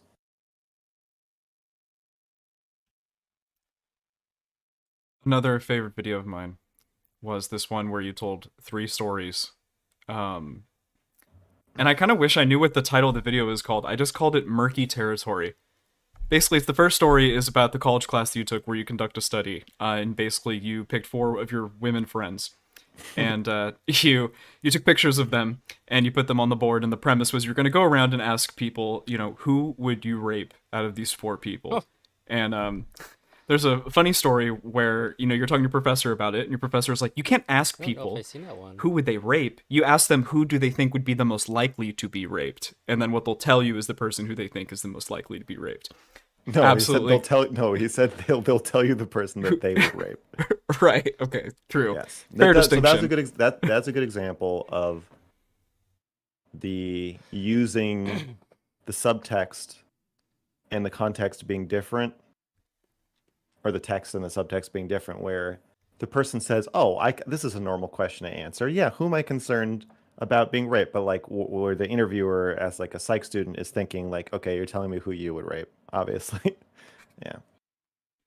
So that was hilarious. But then you're discussing this with your women friends, and they're explaining to you how they hoped that they would be the ones to be picked to be raped. Yeah. But how that was a horrifying but also real thought that they had. Yeah. So that's the first story. Yeah, the person who came in last place was very sad. It kind of makes sense. Kind of makes sense. The second story was That's funny. about how you tried to convince a woman that her dating methods in her life were creating a scenario, where the I only did see people this that video. would make it past her filter would be men that would be willing to push past her boundaries. Do you think that's pretty fair? Yeah. The woman comes to your work one day looking like she'd been run over by a car, black and blue all over. She states that she was hit over the head with a brick, and after kicking the assailant in the balls, he ran away, all happening in a span of about 5 minutes. You talk to her in an attempt to get her to realize the gravitas of the situation.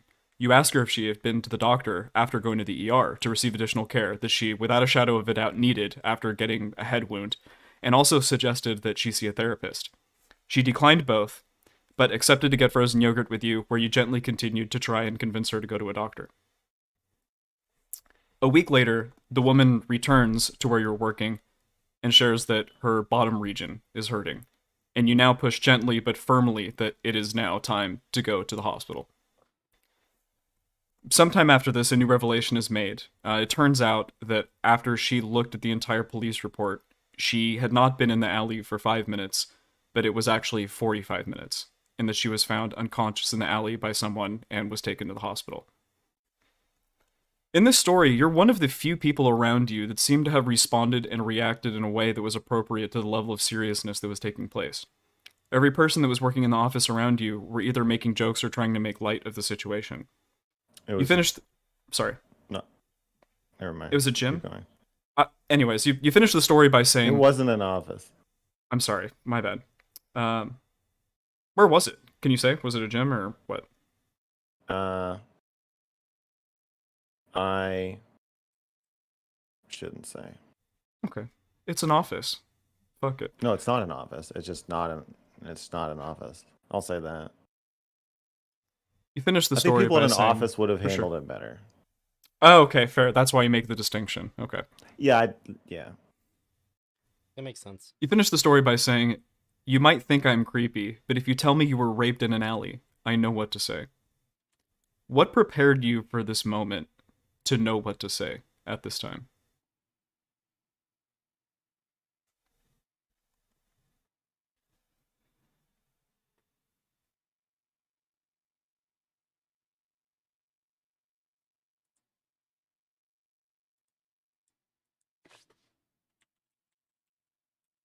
That's a good question.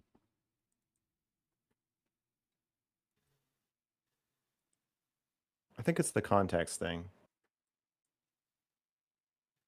I think if you took a lot of those same people and you put them in an office, they would have handled it much more appropriately. But the norms of a system. My friend in that class, who I did the rape study with, said, if you tell me everything about you, your childhood, your hopes and dreams, everything, versus just telling me that you're in a movie theater, I can predict how you're behaving 99% accurately just knowing that you're watching a movie in a movie theater. And his point was that we underestimate the importance of social influences on our behavior. And I think that I, for whatever reason, am willing to break social norms in a way that a lot of people find uncomfortable and weird and gross and scary.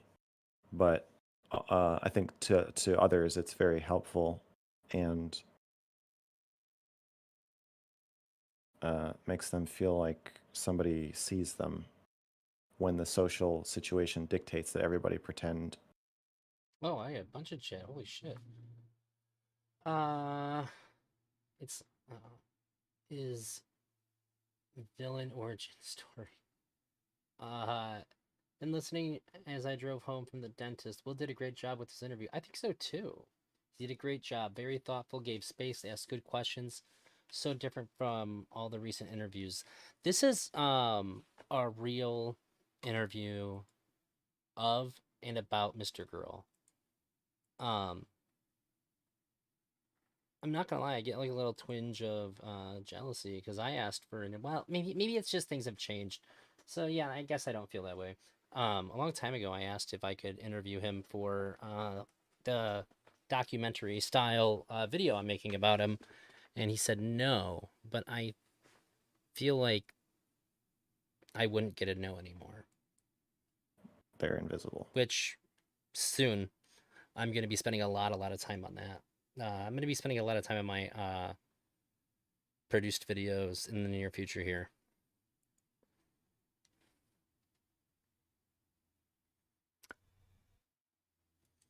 It's like I personally think I'm kind of a compassionate guy. I don't even know if like I don't think that I would have known what to say to this person necessarily if I was you in this situation. Uh I don't think I would have made like the weird jokes that the other people were making, but do you feel like there was anything in your life that made you uniquely more able to like assess the situation and be like this person is in like this panic mode, uh you know, and we should just at least go out and get some yogurt and see what we can do. Uh, I think that people get a sense from talking to me that I'm not going to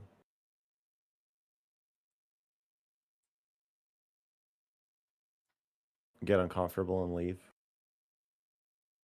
That's fair. or get uncomfortable and make jokes. I think it's a tolerance thing. Yeah, Yes, Cam, all the my life I've always been documentary is coming.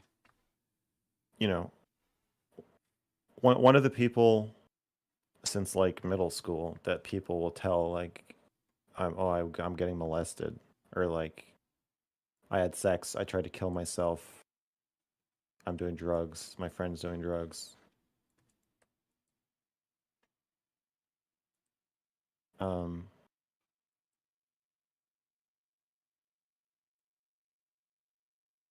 I think she probably thought that that a lot of people, they want to be helpful, but when you're telling them about a traumatic event, they freak out and they need you to take care of them. Yeah. And I think that, Elder, do you think this interview is something that Destiny or Chud would be willing to watch?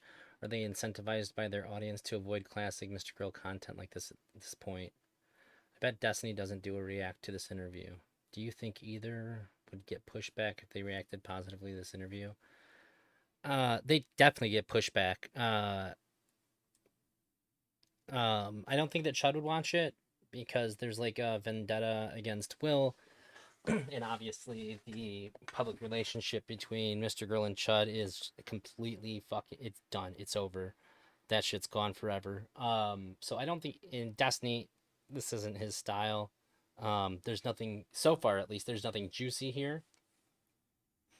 There's nothing for. I don't think there's a lot for Destiny to react to. I think Chud could make content out of it by like making fun of Will or making fun of Mr. Girl, because that's more up his alley. Like he could just take these sincere questions and sort of roll with it in a just like a kind of like a shittier kind of way. Uh, just like not like shitty as in like this is like demonstrably bad or whatever, but like his style. I think he could just like shit on them for this, but I think that he won't. So I don't think either of them will. And I think that the fans would get really mad. Chud's fans would get mad for sure. Uh, I think DGG might be a little all over the place about it. No milk here, but this is the kind of content that they were both originally drawn to and interact with them. Yeah, I agree. This is Mr. Girl content where he's saying interesting things about interesting subjects. Um, his content skewed to a lot more of a different kind of style once he started interacting with people in Twitch poll. So, and that's when things got rougher.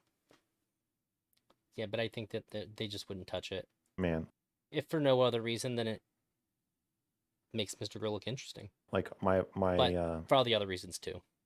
when my ex-wife left me, the number of people who wanted to say some platitude to make themselves feel better while talking to me, it was so annoying. And it's like way worse when like somebody dies or somebody gets raped. Everybody wants to be helpful, but they can't. They can't really make space for how bad you feel. And it ends up with the victim reassuring and caretaking everybody else. So I think I just signaled to her like, for I'm not.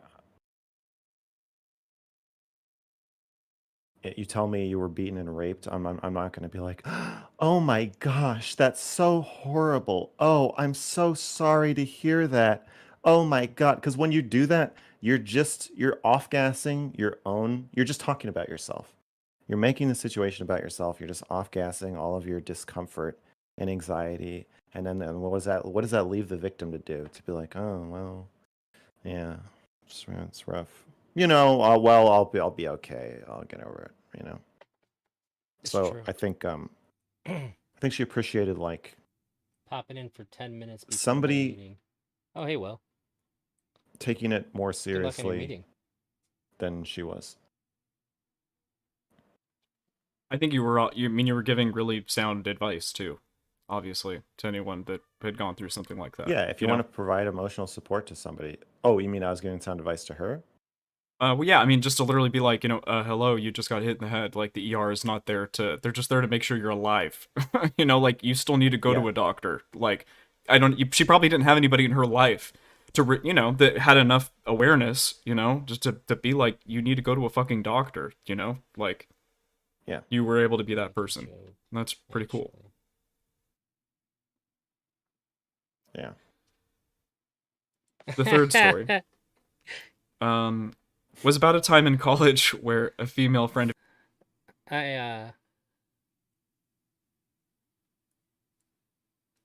That's funny, Key. of yours came up to you and said that a man in your local friend group had raped her. You saw that a second woman was flirting around with that man, and you pulled her aside to let her know what the first woman had said about him raping her. The second woman then pulls you even further aside and says, "Sweet little boy, you have a lot to learn about women." What? First of all, this is just such a great story to wrap up after the second story and how fucking potent it is. But my question to you is, what is the most important thing that you have learned about women since she pulled you Wait, aside? I said that she said that to me? Yeah. She I pulled don't you. remember that. If St- I said that happened, then I don't know. I believe that is true, but I don't remember saying it. well, regardless, I thought what? I thought I was saying that to myself. No, in the story you say that she looks at you and says, "Sweet little boy, you have a lot to learn about women," and then walks away to go back to flirting with the guy. If I'm not, maybe I totally misinterpreted the story, but I'm pretty. Maybe I was saying that's like what like the meaning of what she said to me. I remember saying that in a video. I don't remember her actually saying that to me. I think I was like summarizing what she said. I don't know. I haven't watched the video or thought about that story since I made the video, so I don't That's know. fun. But anyway, that was and that's definitely the impression I got from I think I just remember her saying like, "Oh, like I appreciate you looking out for me, That's very nice of you." But just this look on her face of like Like, what's your problem? But I don't remember her literally saying that. Hey, Will, though this is a Since all fantastic interview, awesome work, great job preparing. We can all tell you put a lot of effort into this and it came out really well. Don't watch it, Beckett. of these strange, uh, maybe I'll be not sure to tell strange, just Beckett not to different watch it. encounters with women throughout your life, what is the most important thing that you've learned about women?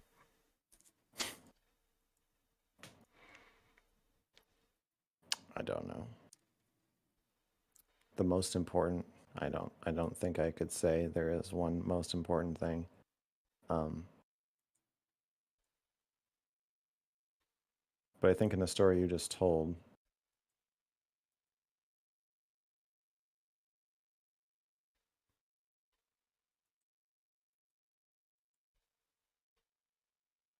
I had this view of women as they're all progressive.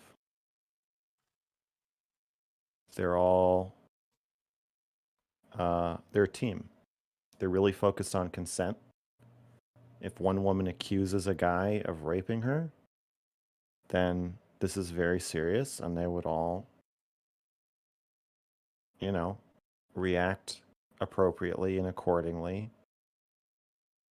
Almost like they're a hive mind of good-natured pro-consent, like collaboration with each other. Feminists. They're all feminists. I thought they were all feminists. And I think in that story, That's definitely she not was true. like, she didn't say this, but Oh, I didn't see Beckett. I didn't see that you popped into this. Will said not to watch it, but I think this is really good. I think this is really good Mr. Grill and Will content, to be perfectly honest. I don't know how you'd feel about it. You might feel a little bit differently than I do. Will, how did you manage to make an interview with Mr. Grill where he's not screaming at the interview, vice versa? I actually did the interview, not an interrogation disguised as an interview. Right, why did no one else admit that's what they were doing? I think that's pretty accurate. When Mr. Girl and Wick were having a rough go of it, I messaged Wick and said, I told him, I said, you should just yell at him. It was obvious that they were both frustrated. And so I just tried to give him some advice that you should just yell at him. Because I firmly believe that that would go over better than how it was going. If he would have just started screaming at him, Mr. Girl would have screamed back. I think Mr. Girl respects that kind of behavior more because it feels inherently more honest. the impression was like, yeah, I don't How to believe that interview bitch. Mr. And even Girl, if I did, never I wouldn't give a disagree fuck. or ask hard questions. But I like, Yeah, I see this a lot, like a lot. This is a critique that people make. I really need you to try and open your mind to see the subtext of the interview. People seem to think that interviews exist only to like get to the bottom of something. But sometimes an interview is to have interesting and thought-provoking conversations. And I don't think there's anything wrong with doing that. I interviewed a lot of content creators about Mr. Girl. And I didn't try to get them to like confess to like some kind of like thoughts or feelings that they had or anything like that. I was just interested in uh, what people thought about different things regarding him. And I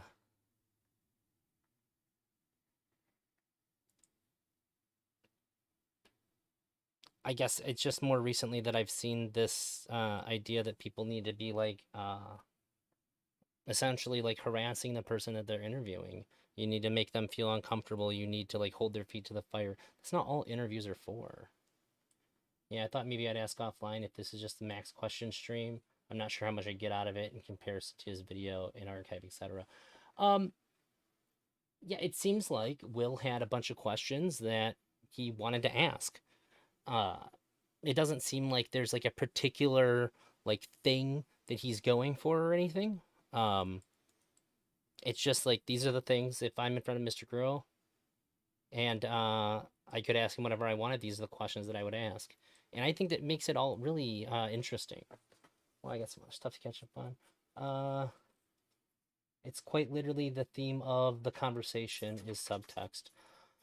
Why do you talk to him like he's your dad? I don't believe Elder's comment about you wanting Chud to be your dad until this interview. That was a joke. Now that Chud disowned you, you're cowering up to Mr. Girl. What did Elder actually say? I wanted Chud to be my dad. If he did, this is hilarious but inaccurate. I said it during the roast, and I might have made that joke like one other time, as like a throwback to like the roast. It's like releasing a sex tape and then being surprised that people ask about it. Okay, like if you want an interview with Mr. Girl where people are asking him the kinds of things you're talking about, you can look at literally every other interview and see how that goes and see how unproductive it is to ask and talk about the kinds of things that you're talking about. Like those already exist. You can go and watch those. To be fair, Drazi said you wanted to sleep with Chud, but he turned you down. It was brutal. I did not say that. If I did, it was a joke and I don't remember it. Elder, you said it to Beckett. You thought it was still true during your interview with him. What? I don't recall. I don't know. I don't know if you guys are messing with me or not anymore. I never occurred. It never occurred. Yeah, I was a little. bitch, and even if I did, I wouldn't give a fuck. Wait, what? Well, I got too caught up in the chat here. To clarify, I have 2 father figures and none of them are online. and I think in that story, Good on you, she Will. was like, she didn't say this, but the impression was like, yeah, I don't believe that bitch, and even if I did, I wouldn't give a fuck. Well, I never occurred. It never occurred. I was like, listen, this is a big deal. I don't know. I mean, like you see me do this with the Destiny report all the time, where I'm like, listen, this is a huge deal, and then everybody's like, either I don't believe you, or I have been paid not to believe you, or I'm too much of a coward, Peace or out, I Will. do believe you, but I don't give a fuck. I don't care. Nobody cares, Max. Nobody cares. The thing is the way it is for a reason. We don't care. Nobody cares. I thought, yeah. I when I was young, I used to think that everybody cared when a woman got raped, and then I thought, oh well, at least women care when a woman gets raped, and then Let's see. The fuck is anyone watching my content for? I warned y'all about that. You said I can't leave. Release me. You're going nowhere. Hey, sit down. now I know nobody cares. That's what I learned. This is good. It's fine if she doesn't believe the Congrats other on girl, having but like she dads. didn't. There wasn't even a hiccup Unusual in like for I should ask him about. an elder person talking to a young person, that there's some kind of parental maternal talk. Wait, what? Congrats on having dads. It's very unusual, or it's very usual for an elder person talking to a young person, that there's some kind of paternal maternal feelings. I think I'm supposed to read into there. Seems natural. Yeah, I think if I talk to like somebody who's my kid's age or even younger, that if I didn't have some sort of like paternal instinct towards interacting with them, that it would be really weird for me to interact with them. Soon I'm going to leave and no one can stop me. No, but my metrics. This or anything. It was just like I just remember looking at her butt in her pajama bottoms. She would wear pajama bottoms around all the time, and I just remember watching her walk away and being like, "Wow."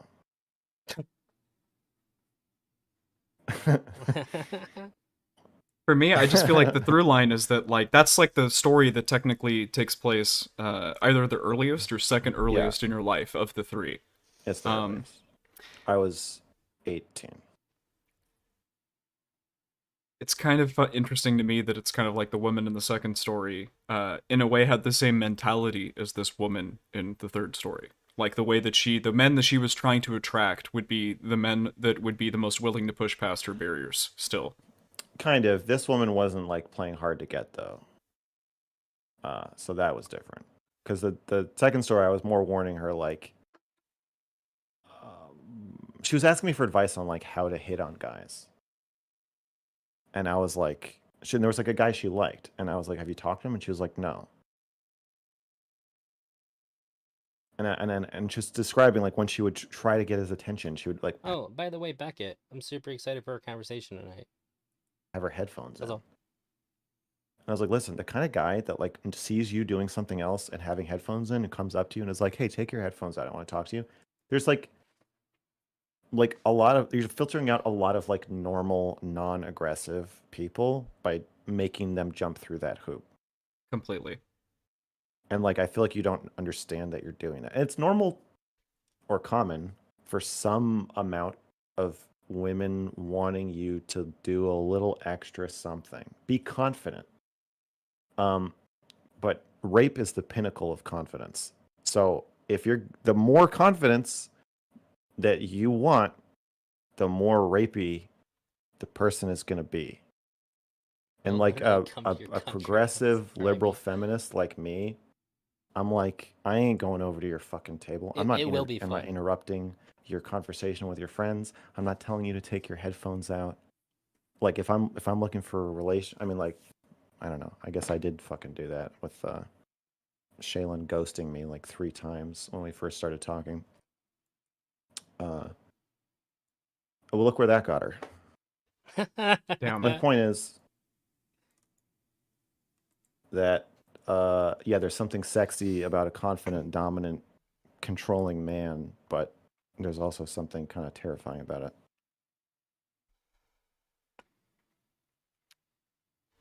Reckless was the first video that you made This is where you after belong, becoming a Bruce Drew. streamer. Oh No wait, one I else also will can I tell accept you now. I've modded you. That's how this one other works. story. Yeah, sure, go I'm for happy it. to I've told have this story before, but I just this also happened around the same time as Okay, Dingle Dink. the rape thing was in my dorm at Colorado State. Um, there was a girl in one of my classes who I was like, she's kind of cute, but I had a girlfriend. My girlfriend was still back home in Massachusetts. And we would write each other letters, talk on the phone, um, send each other audio cassette tapes, you know. Kept in touch. This was in like 2004. 2004.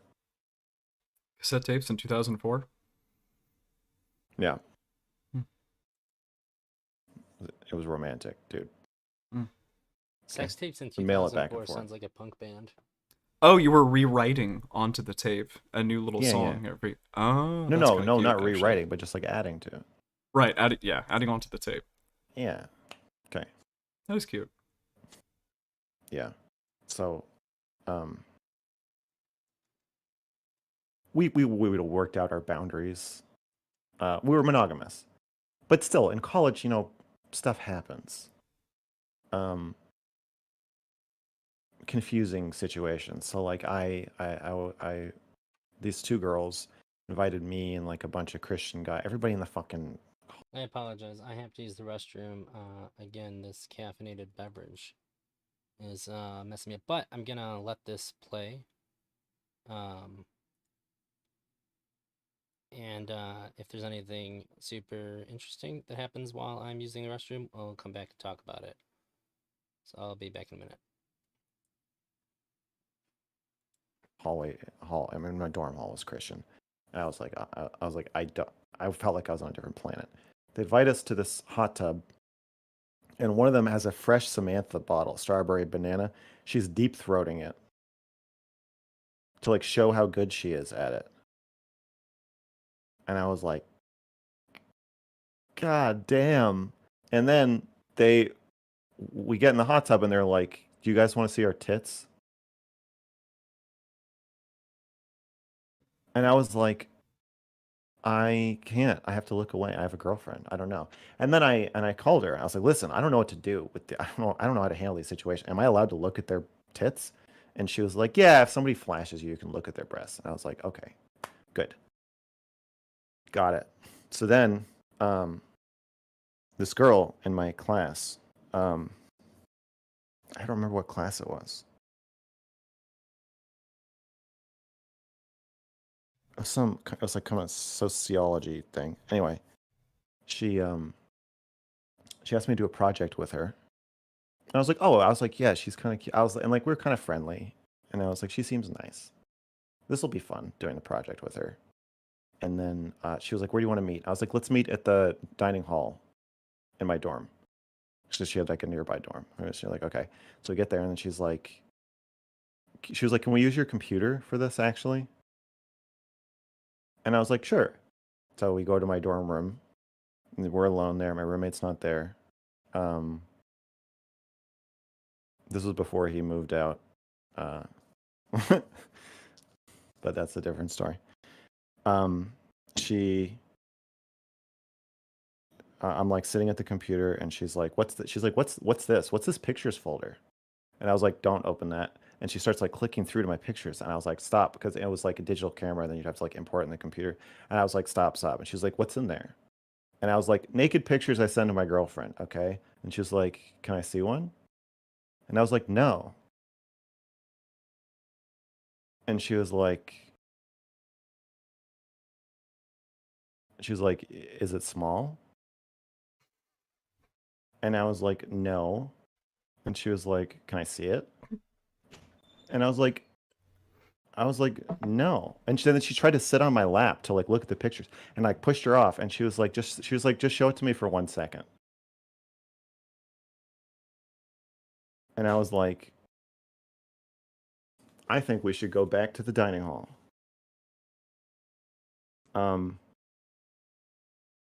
But even like throughout that interaction, like for most of it, I like didn't understand. Even afterward, I was like, wow, she really wanted to see my dick. Like I didn't understand that like she was trying to have sex with me until like years later.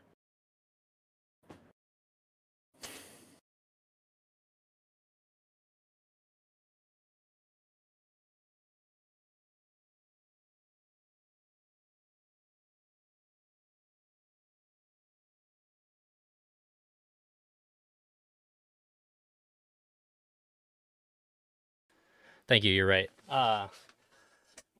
That's a really funny and relatable story. When I was like 16 or something, I had a buddy who was like 14 or 15, and his older sister, now I can say obviously was super into me. She asked me to teach her how to play Yu-Gi-Oh cards because sometimes I would play with her brother. And first, just started teaching her at the library. And then one time, we were literally in her room on her bed, and like I'm teaching her, and like it didn't occur to me that she didn't give a fuck about learning how to play Yu-Gi-Oh cards. Like I'm in her bedroom, in her bed with her, and the door is closed, and I'm like explaining how like tribute summons work or some shit. And I just look back and like I have no idea how I ever went from that to somebody who can like actually interact with women or like get laid to any capacity, because like that's fucking bad. That's really really bad. Uh is So when he said that resonated with that the deep cringe and sadness I have when I look back at myself during that point.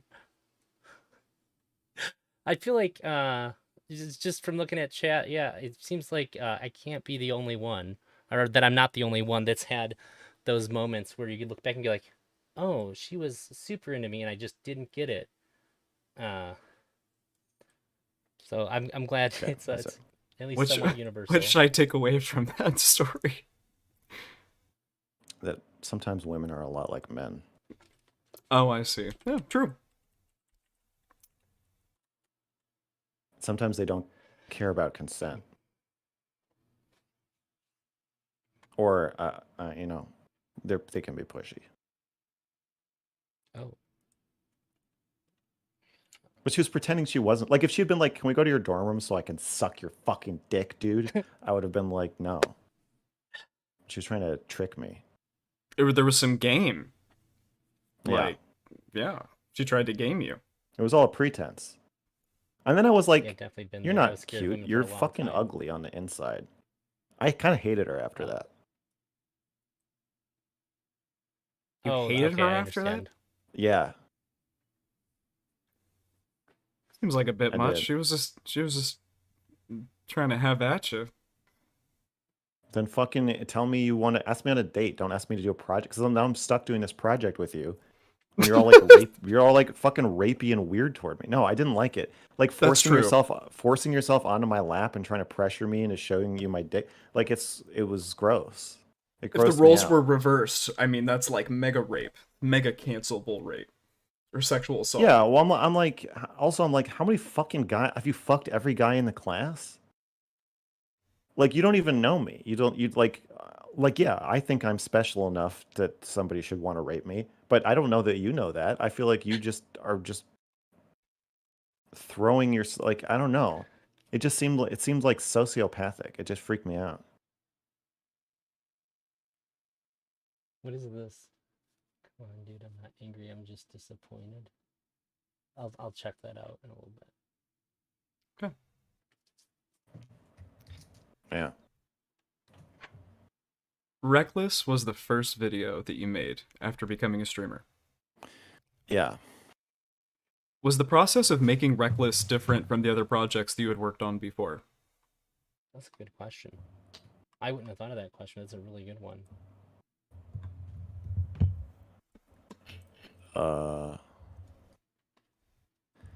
Usually I don't interview people, so that's different, but no, not really. Like as far as like creation, research, Well, the research was easy because their relationship just spanned. I mean, the Reckful Dr. K relationship just spanned 5 sessions, 6 sessions. They're all publicly available. Oh, wait a minute. What? Let me see this. What'd you put? And she was like, "Is it small?" And I was like, "No." And she was like, "Can I see it?" And I was like, "No." And then she tried to sit on my lap to like look at the pictures, and I pushed her off. And she was like, "Just show it to me for 1 second."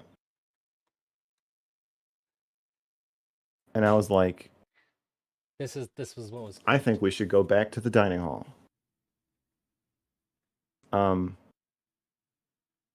But even like throughout that interaction, like for most of it, I like didn't understand. Wait, what do you mean tell Mr. Girl Nude Leaks? He And then I literally has porn on Pornhub. emailed probably 50 experts asking if they would be willing to. My understanding was, yeah, that mine and Becca's stream is at 8:30 Eastern time. Yeah, I see you're saying 8:30 the latest. My understanding is that it was just 8:30, but I guess if you want to go earlier than that, I shouldn't. It shouldn't be an issue. I have a friend who's coming over in the near couple hours here, to sell me some magic cards, but he well, I don't know how long he'll be here for. There we go. I don't know why that was so fucking hard to say.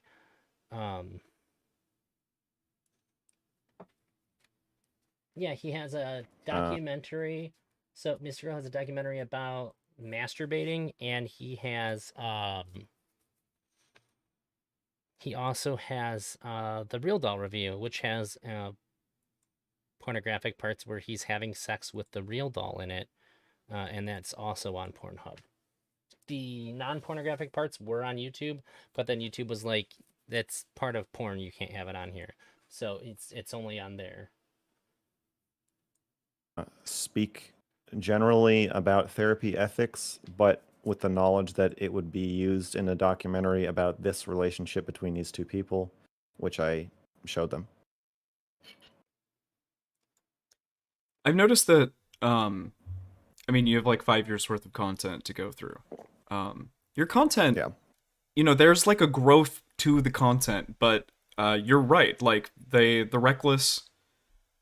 I when I first started watching your content after you started talking to Destiny and whatnot, and then I was following along for the reckless arc and whatever.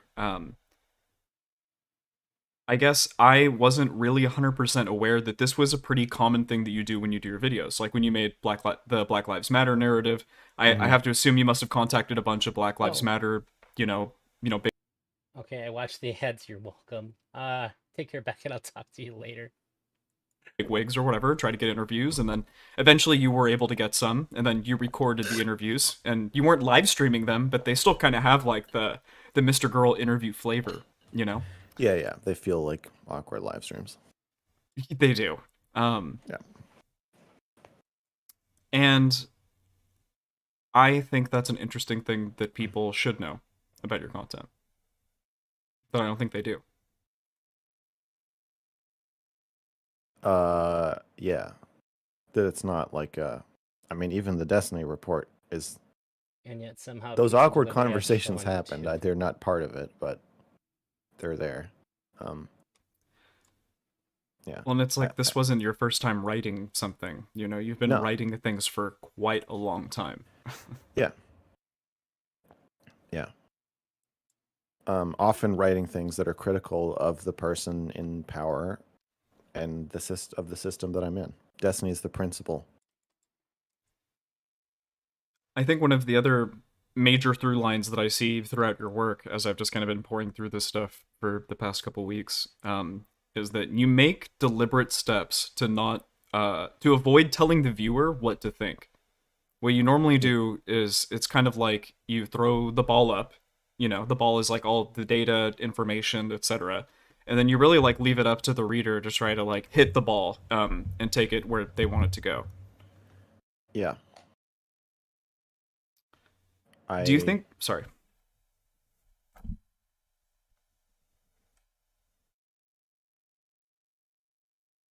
Yeah, I'm trying for a I don't want to tell people what to think. I want to tell them what I think. And I want to tell them why I think it. And it's a fine line. And maybe I'm not good at it, but that's what I'm trying to do. I want you to know what I think and why I think it and how I think. And then you make your own decision.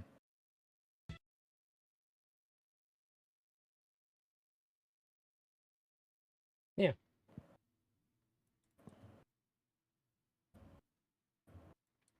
I have a long history of people getting really mad at me when I try to explain why I thought something that was like a misunderstanding, or like people don't agree with you. They really don't care about how you got to the conclusion that they disagree with.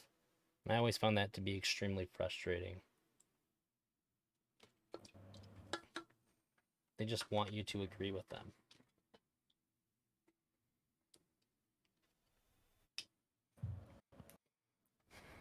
There we go. Sorry, I'm back. I heard everything that you said. Nice. Why do you make such an effort to avoid telling the viewer what to think?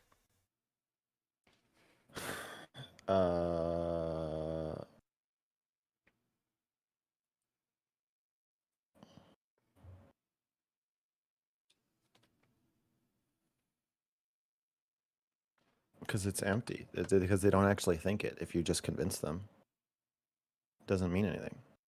Then they just like you. They don't actually believe what they're saying they believe. They just like you.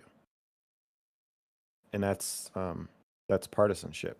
That's the opposite. I don't want people to like me. I want people. I want people to like me, but I don't. I don't want that to be their primary engagement with my content.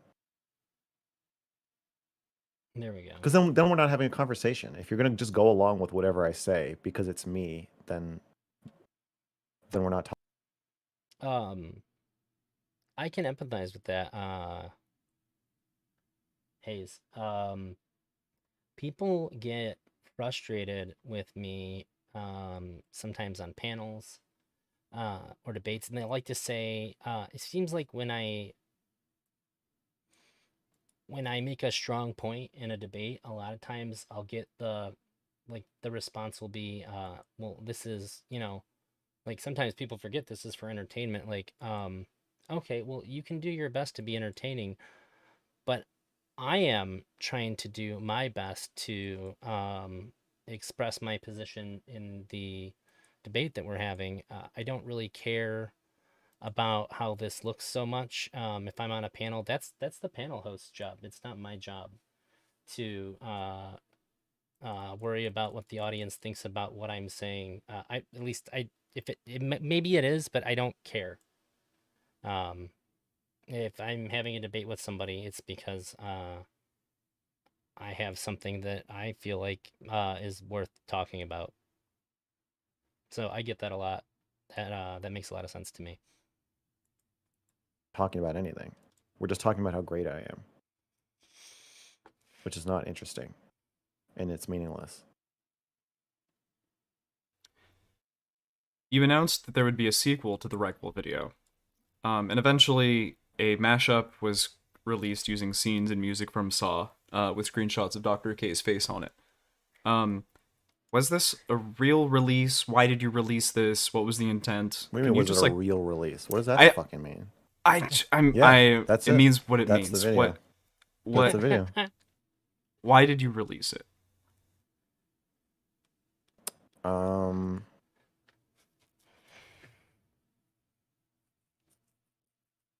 I wanted to show that Dr. K farms people's trauma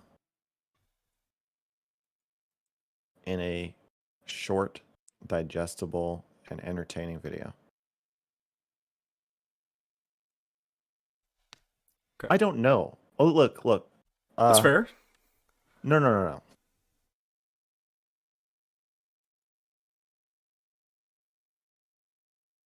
Um, that's kind of a post hoc rationalization. That's true, but that I did it because I was just like I just thought of it, and I was like, oh, this is what I should make. Like you just did more for fun. No, it's not fun. It wasn't fun to make. Okay. In the video Cookie Clicker, you compare Yeah. your Like that one. you That compare was a your really good YouTube one. channel to the video game Cookie Clicker, which is an AFK resource game about generating cookies and thus income. Oh boy, we got. He won't tell the viewer what to think, but he will say what he doesn't want you to think. I think there's a distinguishment there that matters. Well, if I'm judging Twitch poll correctly, most panelists' job is Twitch, or they want it to be so trying to be as memey and entertaining as possible to keep it that way, or make it their job together, which with Twitch TOS makes it a soy version of old IBS with less racism. Sorry for the long one. No, you're good. Yeah, I've had people ask me before if I want like streaming to be like a revenue stream for me, and like I've thought about that quite a bit, and I think that uh it's cool if I make money. Well, like I do make money sometimes. I get checks every once in a while. Not a lot, but like not a lot of money, but it's something. But it's I think that even if that was my goal, I would act like it wasn't. I would still behave in the same way because I think when people start trying to make content that's geared in that direction, the content fucking sucks.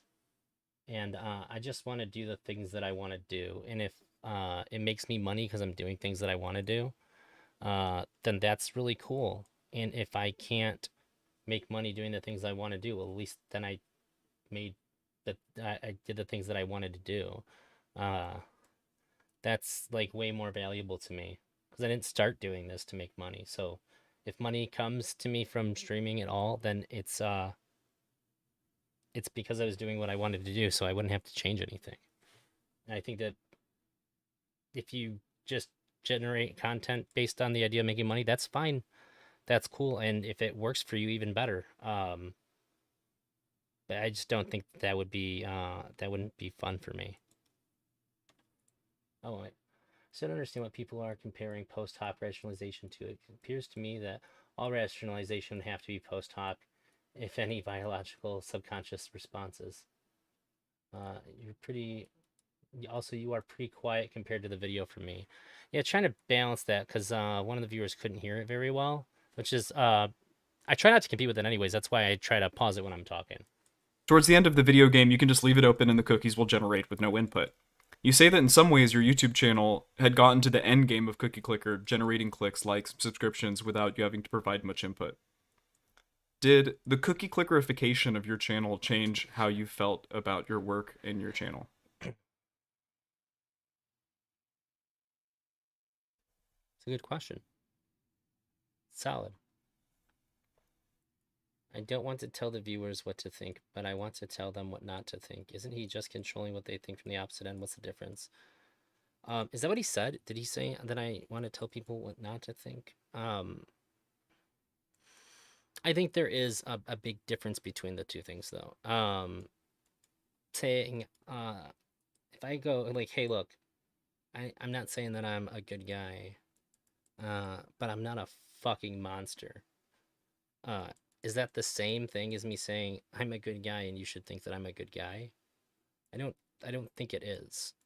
I think there's a difference between trying to persuade somebody to not think a certain way, uh, and trying to convince somebody to think a certain way. I think these are very different. I think it made me feel more responsible. I think the money made me feel more responsible for the events occurring in Destiny's sphere. What do you mean by that? It's like stumbling into a child labor like factory and getting paid a ton of money to be like the foreman and whipping the children.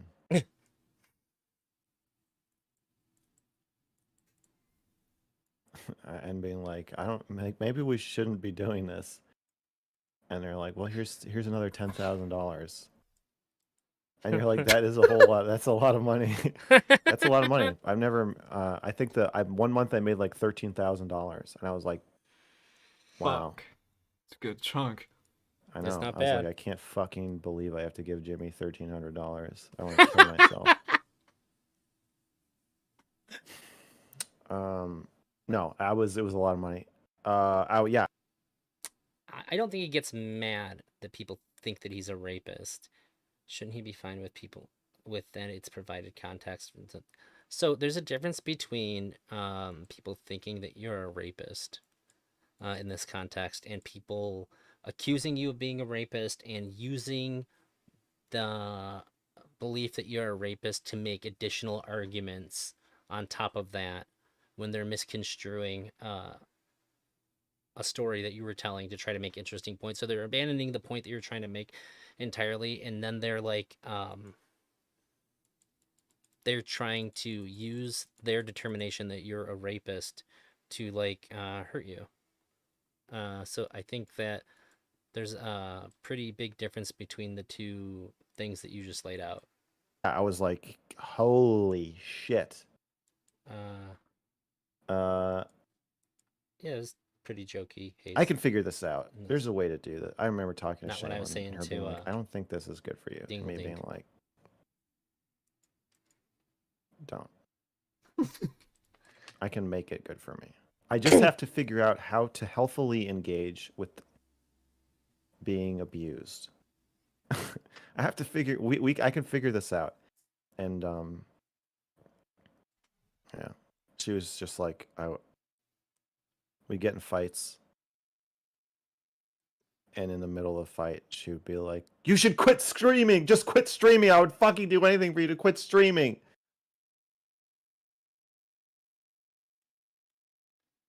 And I'd be like, "This has nothing to fucking do with that. You're bad faith. You're straw manning me." You did That's not funny. say that. There's no way. Did you actually say that? You did not Not word. debate bro Shaylin, please. I often. I'd be like, "You sound like one of those fucking retarded hotline callers." And she's like, "You promised me you would stop comparing me to those fucking retards." We have had several exchanges, literally exactly like that. I have accused her of strawmanning me. I have accused her of, I haven't used the word gish gallop, but I've thought it. I have accused her of being bad faith several times. Yeah, she's like, "Stop." Yeah, she gets really upset. It happened more, though, obviously, when I was in it. If you don't accuse your significant other of being bad faith at one point or another, do you even interact with Twitch Pull at all? Let's be real. So how has it affected my content? Is it a real release? What the fuck is wrong with you? No, wait. Cookie Clicker is obviously a real release. Recful So 2. is the Dr. K video. Recful 2, Electric Boogaloo. It's fun. I don't know if that was. It is. It's like when your favorite director makes just a really shit movie. You kind of just forget that they made that one. Well, I know that you don't like it. That's fine. But is that what we're talking about? We're not anymore. What are some strategies to help creators not get sucked into the good feelings? I don't want to talk about what. I don't want to talk about whether you think any of these things are good or bad. That was a really good maneuver that Will just did. Yeah, so sure, if they think he's a rapist, why wouldn't they use it in an argument? That's fine. I'm not saying that they shouldn't. I'm saying that there's a big difference in how you're going to feel and approach somebody doing that than if they just think it. If somebody's arguing with you off of this premise, yeah, you're going to you're then going to say, like, I think you're wrong. You may try to be persuasive then. When I don't understand how you can't understand that. If somebody is trying to argue with you about something, it doesn't mean that you don't want to make people think a certain way when you're making content. But if they're arguing with you, you're arguing back. Yeah, that's what you're going to do. You're going to try to change their mind about the thing that you're arguing about. That's what arguing is. That's not a contradiction. And I especially don't want to talk about it with. I especially don't want to talk about it with you smuggling it into the question and asking passive aggressive questions. I can't stand passive aggressiveness anymore.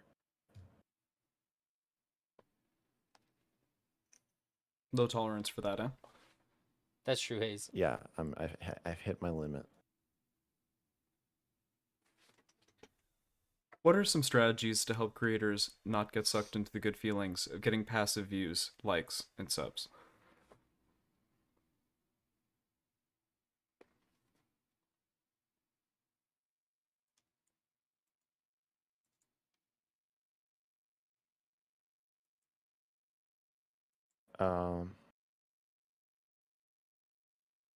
Spend time with people who care about you and who you care about,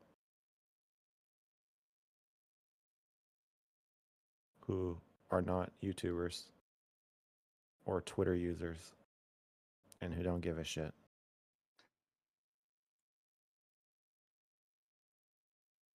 That seems pretty solid. Oh my god, that's exactly the words that I was thinking. Don't lose sight of what's actually important in life.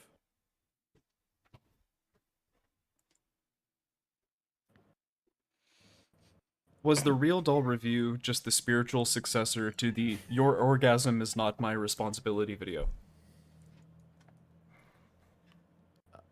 I reject your loaded question. I reject your quest statement. There you go. Was there ever, did you use any knowledge from the That's fair, Hayes. This does feel weird. If you don't know the history of the content, this is an interview very much made for people that do know about his content and do know like some of the history here and stuff. I think that's like the only way that it can really be framed. So if that is makes it feel a little weird for you, that makes a lot of sense. Let's see. Yeah, I was waiting for you to pop in for to say something about that key. Let's see. This all started from him saying he doesn't want to control what the audience thinks. I'm not talking about having an argument. I'm talking about what he said. He doesn't want to control the audience.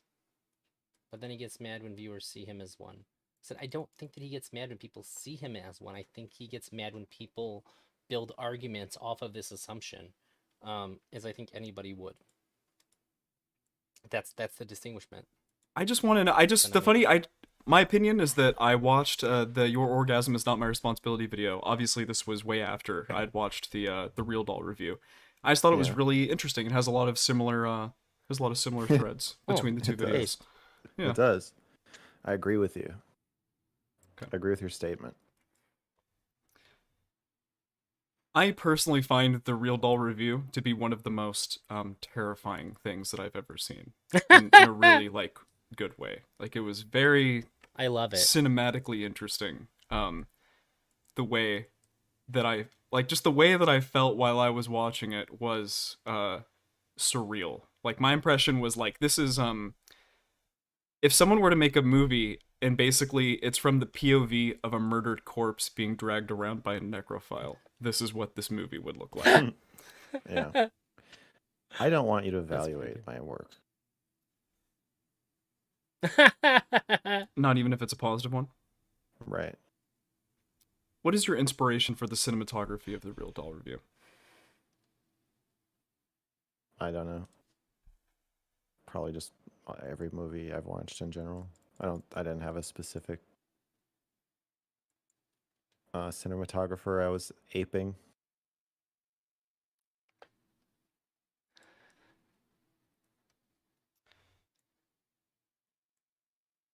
The Destiny Report is an over 100,000 word long document detailing Stephen Bennell II's history of abuse in the space that we all know today as online pull. The thesis: Stephen is guilty of these four main infractions. Number one, unequal sexual relationships. Number two, retaliation. Three, sadism. And four, narrative control. If you had to elevator pitch to someone why they shouldn't associate with Destiny, what would you say to them? He hurts people for money and fun.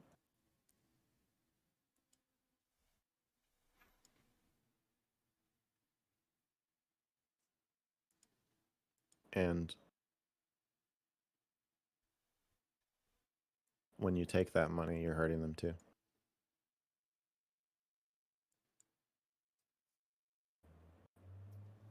That's the best case scenario. Worst case is you become one of the people he hurts for money and fun.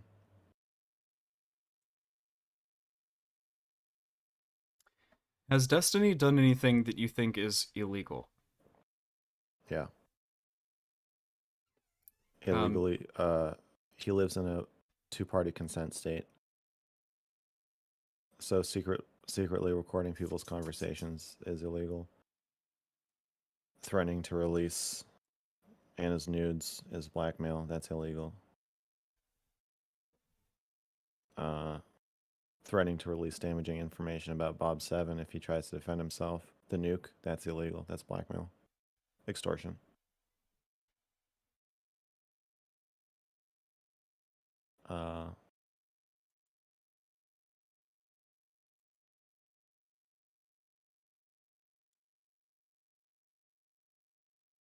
Yeah, I think those are the only crimes I mean, I don't know. I'm not a lawyer. But I think those are illegal to do. Yeah. in the Who Am I section, you leave out one of your finest works, Reckless. Why?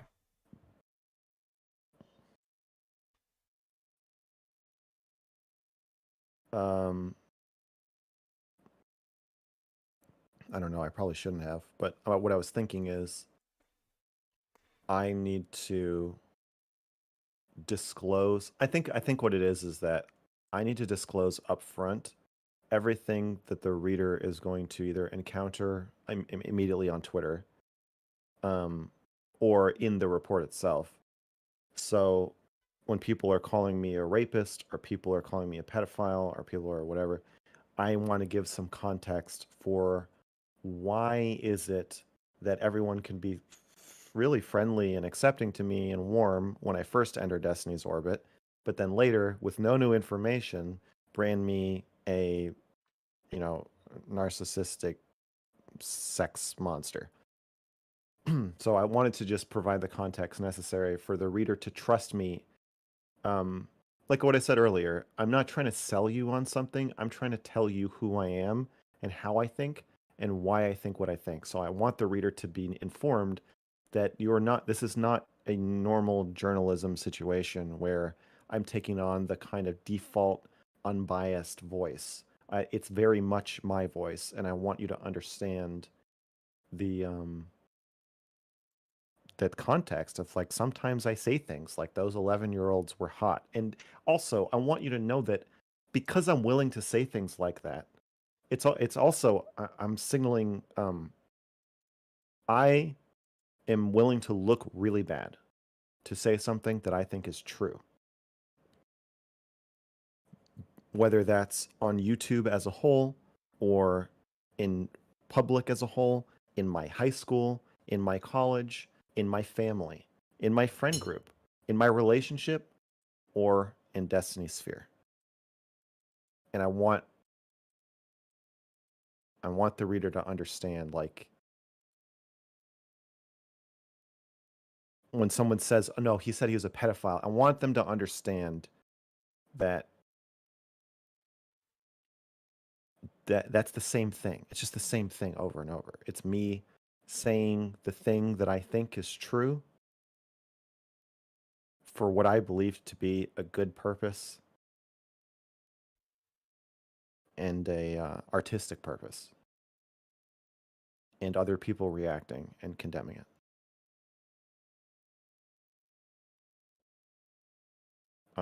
And Reckless just felt like Uh-oh. Hang on. there's nothing to be, like, ashamed of there. The There we purpose go. was to disclose the things that are going to make me look Wait, Hayes, why? untrustworthy. And I didn't think Reckless. It didn't even occur to me to include it.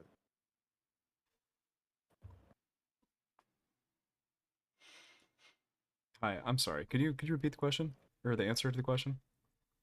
Oh, wait, was that his I had audio headphones? fuck up. Oh, I The thought it was whole my own. the whole thing. Just the answer. Yeah, I'm sorry. Yeah, Okay. sorry. The short version is I was trying to be economical in disclosing things that make me look bad and like a untrustworthy, biased narrator. So I want people to understand the weird, bad shit I've said, and to have a context for understanding why people are going to be saying awful things about me throughout the report. And I didn't think Reckless really fit that description. It just didn't seem like relevant to making those disclosures. Right. Okay. Sorry. The second question though, like, do you feel like Reckless has like affected your credibility with your audience, other streamers, professionals? Oh, I didn't even hear you say that. I'm sorry. My bad. Yeah. Affected my credibility? It could be positive or negative. I'm just curious. Like, do you feel like you've maybe boosted some areas, reduced in others? I'm curious, like, what your read is on it. I don't know. People signal about my credibility, but I don't know. I don't know. Like, again, XQC saying I'm ontologically evil. Does that mean anything? Does he like does that affect me? Is that really what he thinks? I don't know. I have no idea. I don't think I can really judge that. I don't have a sense of that. I have no idea what my credibility is like. I know that my sense is that when it comes to, like, talking to academics and professionals, that they immediately find me credible. Just in general, that feels like what I experience. He really doesn't seem to understand optics and how people think. There's a point where you look so bad nobody will listen to you, especially if you need deep lore knowledge and to know it, and is meant as an intentional provocation. Okay, so there's two things there. The first one is that I think he does understand optics. He's stated several times that he doesn't care about optics. That's not something that he is like. That's not a priority to him at all. He even said a little bit ago he's comfortable making himself look bad. Um, and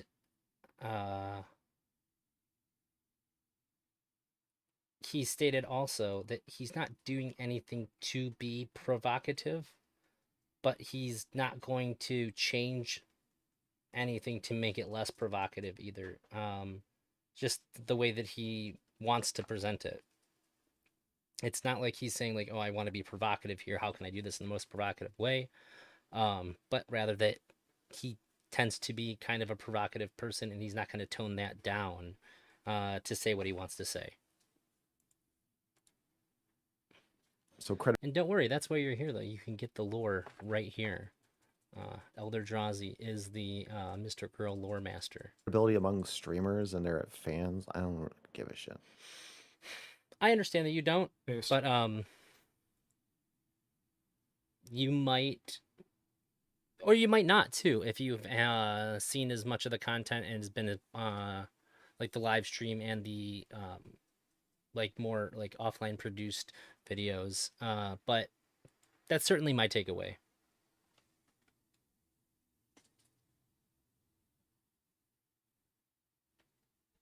Yeah. He obviously cares about optics. Throughout my life, my family, friends, and I don't fans know. have consistently said, But I don't "Oh, think it's Max." obvious. 3 months into my relationship with Shaylin, by which time I'd already freaked out everyone she knew, a childhood buddy of mine told her, "It's a mistake to assume he enjoys it.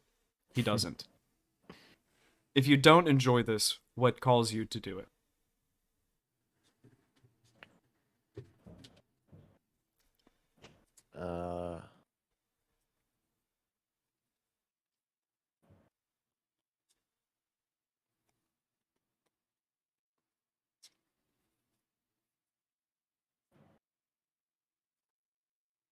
I don't know. People are just afraid of me.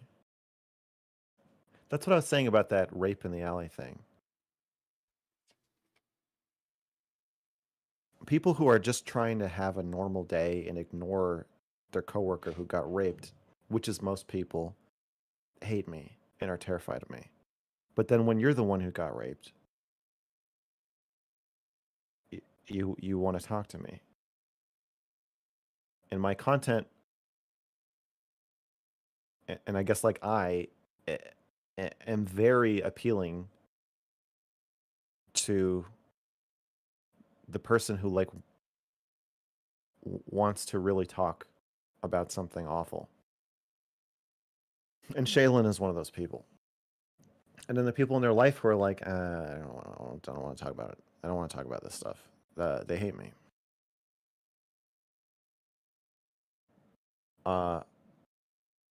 So like I enjoy being me to some extent, but I don't enjoy being constantly ostracized. It's very painful.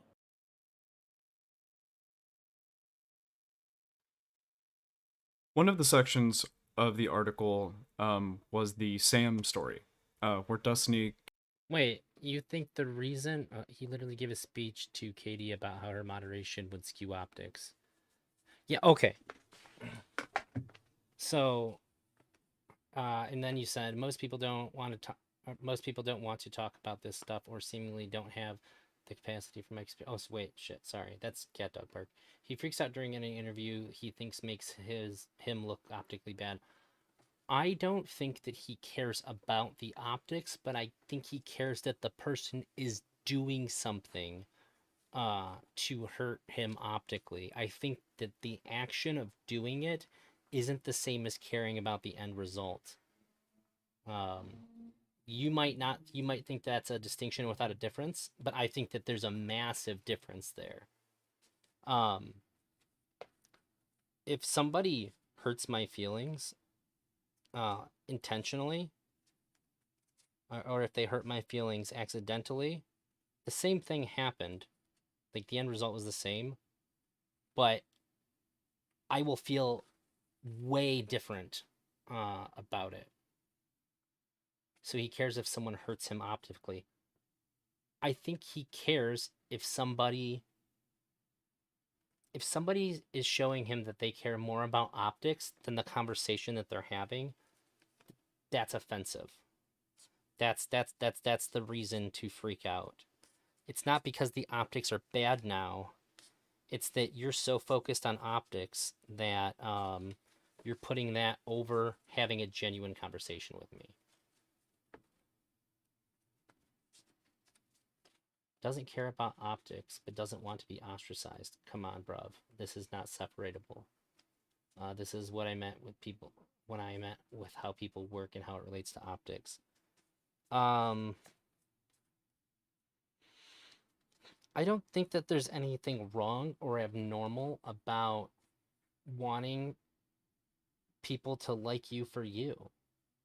And that's kind of the thing that you're saying is that if you don't care about how you look to other people, but like there's a disconnect if you want people to like you. I don't think so. I think that I myself, I don't want people to like me because of that, like I worked really hard to present myself in a likable way. That would feel hollow and meaningless to me. But if people like me because I was genuinely myself, which I am, uh, I understand. I can like it's not like as though I don't feel the pull to be more optically good or whatever, or just to say things that people want me to say at certain times. But I think the idea of doing that is like it grosses me out. When you say, "Oh, Ellie Goose," hey, Ellie Goose, I haven't seen you in a while. Um, I think it's really strange that he intentionally eschews optics, but then gets upset when people don't understand him. Optics is part of convincing people. I'm not sure why I should care about one guy's 100,000 words when another guy he doesn't like is meant to be convinced, unless it's meant to be convincing. Uh, I think that the reason you would care is if you care about the thing that's in it. He cares if somebody shows they care more about optics than the convo. Bro, yeah, why would that be bad? You didn't have to bring my wreckful claims when I was consistent and factual about the claims about transgenderism with Wick. That was very pathetic of you. I was just trying to give him a frame that you can uh, go and argue your point for. I didn't say that you said anything wrong. I said that we argued about it for 4 hours. Basically, what I was trying to get across to him is that you can go for a really long time and argue about things that uh, other people just don't agree with. Um, oh my gosh, I'm so far behind here. Exactly, people care about the optics of how things are said and not meant intent behind it. Just like the R slur and the F slur, low level understanding of how communication works. I get it. Intent is hard and impossible to discern, but it exists, and to solely focus on optics makes you say do act pretty silly. Mr. Girl convinced me with cuties that he had terrible optics with that. He may have bad optics. That's fine. I don't know. I don't even know if I'm presenting this the correct way. It's not as though he's unaware of how the optics are. Um, I'm sorry if that's what you think, Stoic. Uh, that is not the case. Kicked off a mayoral campaign due to some bad press that he was getting. A portion of the report reads, Stephen lamented the fact that despite having broadcast thousands of hours of himself talking, I'll put this there. Okay, I have a much better way to put it. I said that to express that you can be very difficult to have a conversation with if you want to resolve it quickly. That you're gonna stick to your guns for literally up to 4 hours. Wick was seeming a little bit lost in where to go and how to move forward at a certain point, and that's when I brought it up.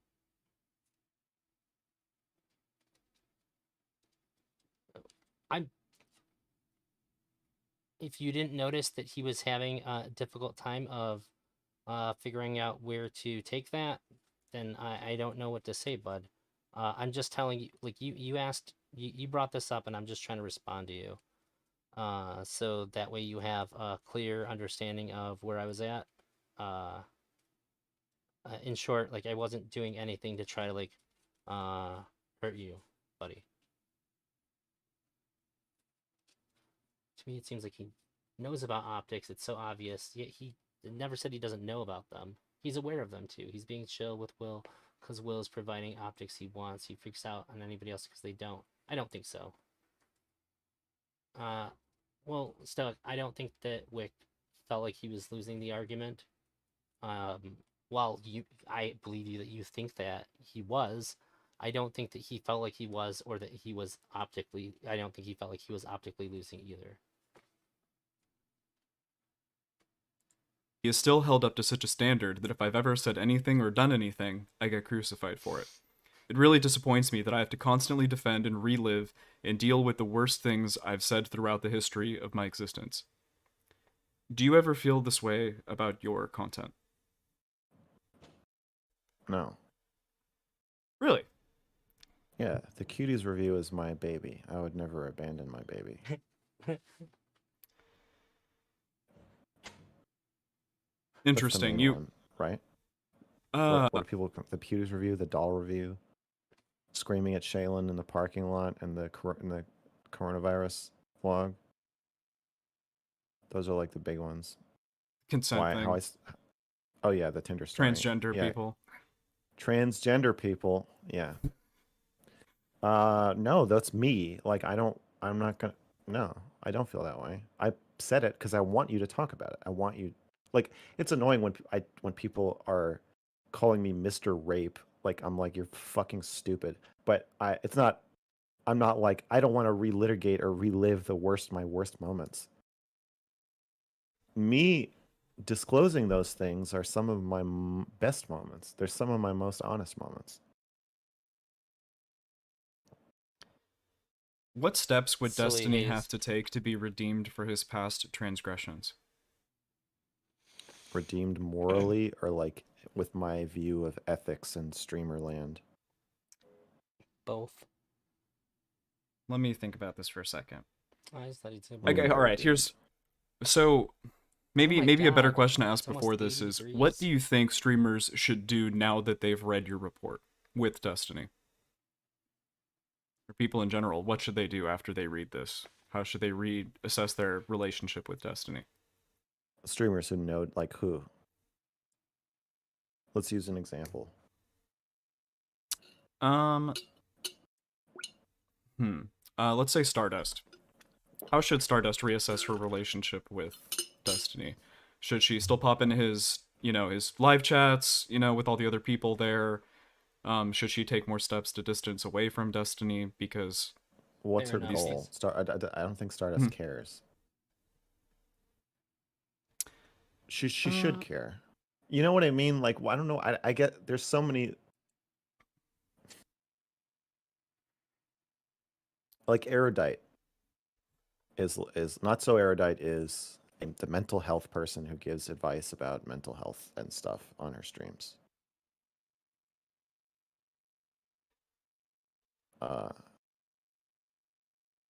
She should confront Destiny or leave. because she should know better. Yeah.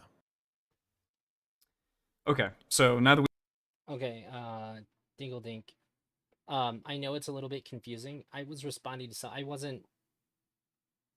Wait, I don't know. Were you responding to the things that I was just saying? Because I was talking to Stoic Flame, who was on Wick's call-in show that I co-hosted on Tuesday. But if you're talking about what we were saying before, to be clear, are you saying Wick cared more about optics than the convo? No, I'm saying that I think that that's how Mr. Girl felt in that situation. That's one of the few times where I think I understood very well where both people were coming from. And I was very sympathetic to both sides of that. But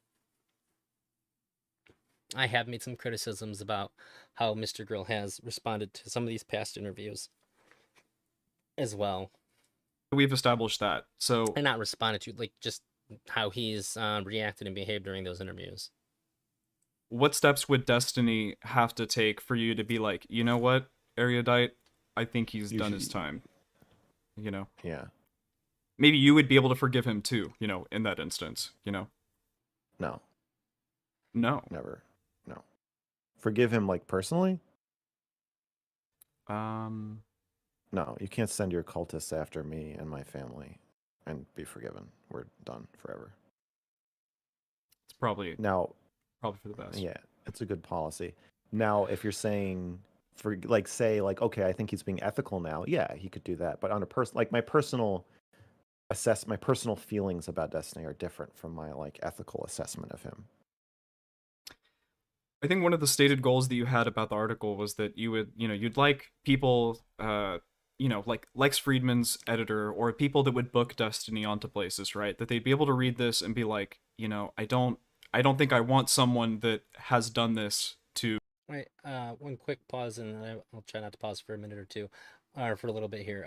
If you're watching me on Twitch, if you give me a follow, that'd be great. And if you're on YouTube, would appreciate a like and a sub. I don't ever ask for money. I don't discourage people from it, but I don't ever ask for money. But if you wouldn't mind doing the things that are free, that'd be pretty cool. To represent me or my brand Yeah. or whatever. Yeah, you should know who you're Subconscious rubbing tingling. shoulders with. I have to assume I'm curious that, like, to see if yeah, I'm curious to see if Lex Friedman will I'm not keep even working sure. with him after that. Is he still going to be popping into the It subreddit may or may not to have been having farm the subconscious thing. that sweet DGG if it karma, was. or is he going to take a few steps back? I don't know. He should. it's your opinion that people should take a step back from Destiny. So I guess my main question is not everyone, depending on who they are. Like again, Stardust. It's hard to say Stardust should because Stardust doesn't give a shit. She openly doesn't give a shit about like how her content affects other people. She is kind of like him in that way. Like she doesn't care. She doesn't take any responsibility for the content she makes and doesn't want to. That's part of her brand. Is like proclaiming that she has no responsibility. So it's hard to say that like she should or shouldn't. But Lex Friedman, given his mission statement, okay. or That's like, fine. So let's his stick to him brand, then. So what Okay. steps would he have to take to Destiny. maybe be like, Destiny. What steps would Destiny have to take for you to be like, you know what, Lex Friedman's business person, I think he's paid his due. You can have him back on the show. It's not about paying his due. It would just be about reform. I don't want Destiny to be punished. Oh, well, personally, I hate him, so I do. But ethically, that's not. I'm not calling for that. I don't think he should be punished. That's what I mean. I don't think that's like right. I'm pretty anti-punishment. I think he Right. Oh, Stoic. Thank you so much, buddy. Holy shit. I appreciate the bits a lot. Given that you got fired from your job recently, here, take some money from me. That's super nice of you. I hope you're also enjoying the stream, and it's not just because you feel bad. But either way, that's your money, and I really appreciate that you sent me some love like that. Thanks a lot, buddy. And by the way, if you're not in my Discord, you should be. I think you'd be a great addition. Hello, what's gonna be missed are the conversations between Mr. Girl and Destiny, the friction, the pushback by each other, along with their unique perspectives and approaches. Darn. I agree. Mr. Girl and Destiny streams were like top tier content to me. I get so excited when they're gonna stream together, because there's not a lot of people that disagree with Destiny that he has that kind of an engagement with, where there's like a real like this the way that Destiny would navigate the conversations with Mr. Girl was interesting. It was fresh. It's unique. For a while, to me, it seemed like Destiny had gotten a little bit stale. Because like after Vaush left, like there wasn't like any uh like it was like no nemesis or something, for lack of a better word. There wasn't anybody for him to like go up against where he was like being challenged. And not too long after Mr. Girl showed up, I became a pretty big fan of his. And so this was just like two really interesting people having like exceptionally interesting conversations. I missed that a lot. It'd be really cool if they just had another stream that they just debated something. It'd be fantastic. I'm gonna miss that a lot. I think he should just bring himself into compliance. To do that, I don't know. I've done my best to try to figure out how to do that. So open inbox, no private communication with fans, no private communication more than is necessary with orbiters, or people you have like a lot of power over. Um, don't fuck orbiters. Don't fuck fans. When people signal that they're in distress, don't direct your audience to harass them. Don't retaliate. No retaliation whatsoever. Using your platform, even if you think the person really, really, really, really deserves it, and you don't have any other choice, and the only way that you can stop them from DDoSing you is to kill their father. Whatever your fucking pathetic excuses are for abusing your power, no, don't. No retaliation. Oh, I'm supposed to just let them talk about me? Yeah, bitch. Yes. Yeah. No. So that's a big one. Stop lying. Lying leads to a lot of. So, why that happened, I'm sure everyone has their own opinion. Team that they're on. So I really like Wick and I like Mr. Girl. I think what was happening, why that went so poorly, and I do think that it went very poorly, is that there was a fundamental disagreement on both ends, an honest disagreement on both sides as to what was happening during that conversation, during that interview. Both of them were convinced that what they thought was going on, and they couldn't reconcile it. And attempts to reconcile it seem to only strengthen each individual's conviction that their view of what was happening was happening. And that's why it was like the unrecoverable mess that it turned out to be. this stuff. That would be my take on Stop being that. so controlling. No blacklisting. I think those are the big ones.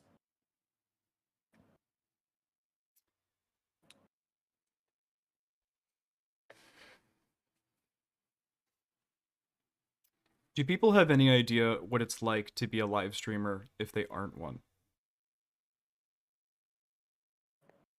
I don't think so. There is there's a lot of double speak about online harassment and negative attention. And the double speak is like, oh, Instagram is destroying young women's lives. It makes them kill themselves and have eating disorders.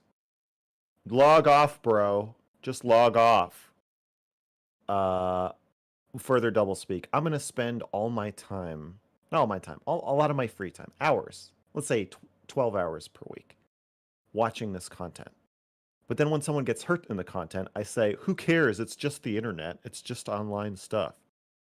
The internet being the primary place of public human communication, commerce, discourse, entertainment. But then when someone's getting hurt, the internet is for nerds, dude. Touch grass. So I think people are really close to being able to understand what it's like to be an online content creator. But the second that has implications for what Destiny should and shouldn't be able to do to other people, then suddenly they seem to forget a lot of their own arguments and stance. If I agree with that, Milkman, you said the way that Wick handled the interview afterwards says a lot about his character that I think Mr. Girl is right about. I know that speaking with him privately, and just even watching it, I think it's really easy to get tied up, uh, especially if you're empathizing with either or both parties. I think it's really easy to kind of like make these determinations, but I think it's just fair to say that Wick was extremely frustrated and he was angry. I noticed that a lot of viewers don't afford content creators to have like real human emotions without adding additional context, like without putting like their own like context on it. This seems to be devoid of explanations of like, oh, they're just people. And sometimes people have emotions and they take actions and make determinations based on those emotions. A lot of things that people overanalyze in Twitch poll can really be just summed up as like that person was just really mad. That's why they said like X thing. Like they probably didn't mean it, and when they go on and say like it was like a lot of times they'll say like it was a joke or something, but really they were like upset and they said something that they probably didn't mean, or they did something that maybe they wouldn't have approved of, but now they have to like own it because people are just like so determined that like you're always acting like completely clear headed and whatnot. And I'm not saying that like that's what Wick was doing. I'm just saying that like he was mad. So when I see what happened afterwards, I'm going to think this happened because he was upset. Whether it's positive or negative, like these are going to be the kinds of responses I'm going to see from somebody who's upset. Let's see. I am younger than Max. Yeah, I remember the days without the internet more clear, I guess. You can always just take a break from the internet. Acting like that's unreasonable is silly. Well, a lot of these content creators take an elitist approach to their audience, thinking they are garbage people in general. Injecting money confuses it more. It goes both ways. Sure. I don't necessarily disagree with that.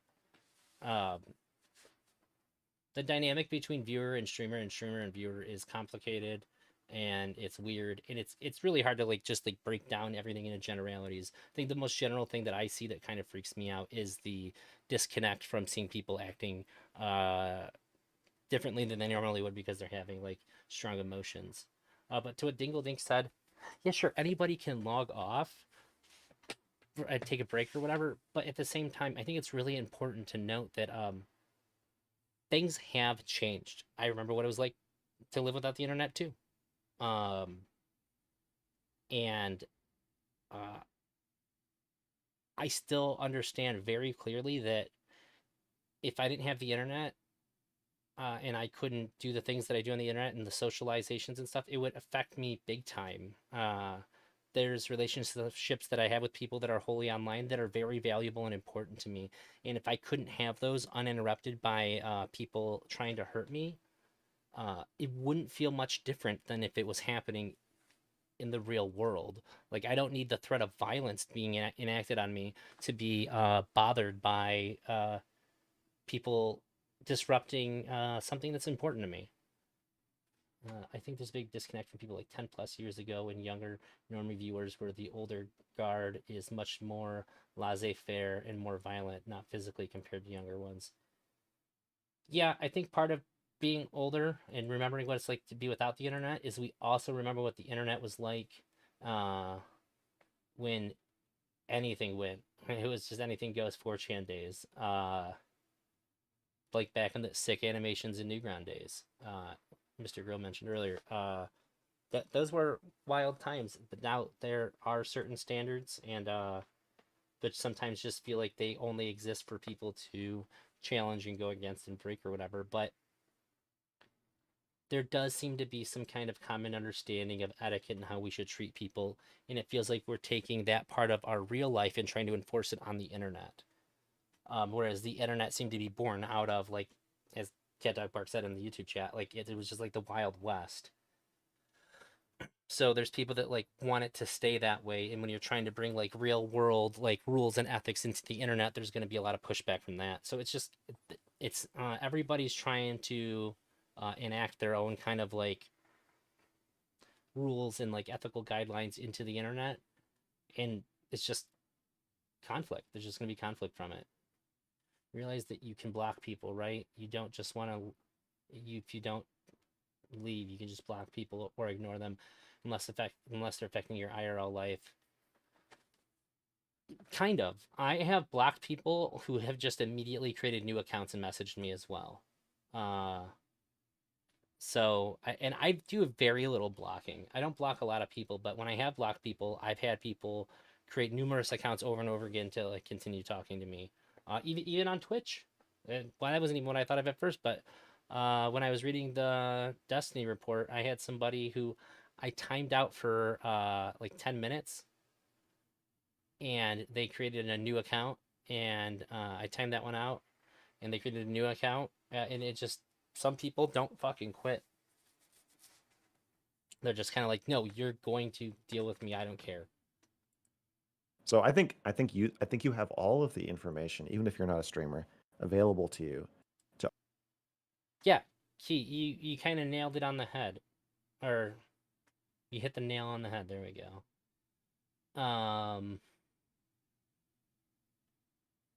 There's a lot more people now. There's a lot more people, and everybody is bringing in their own ideas, and so now the internet is more public, and it's a lot more like real life than it's ever been, and it's going to continue to go that way.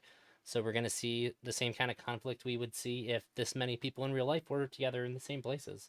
That's just how it's going to go. To understand, to forget a lot of their own arguments and stances.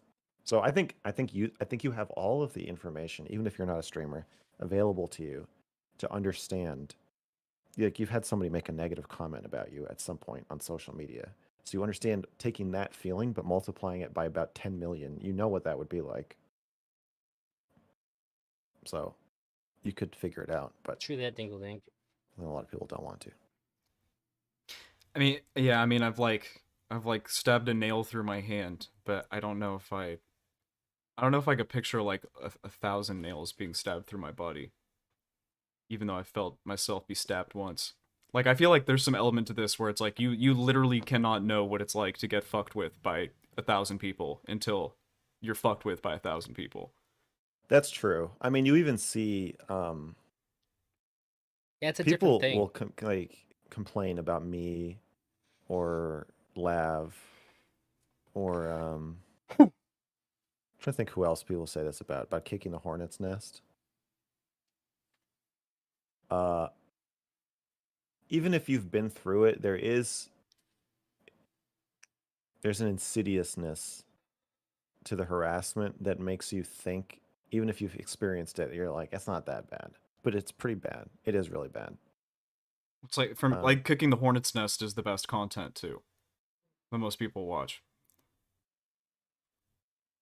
Yeah, they want you to be daring and bold, but I think I said this about Destiny on my last hotline, where you can, if you can throw someone else at the hornet's nest, then you get the best of both worlds. You get the entertainment of the freak out, the daring boldness, but then also, your streamer is protected. So then you just have this like mill of hornets eating other people, stinging other people to death on your stream.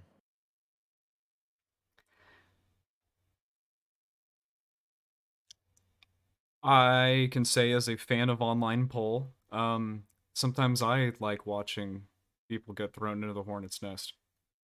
Sometimes it's pretty entertaining.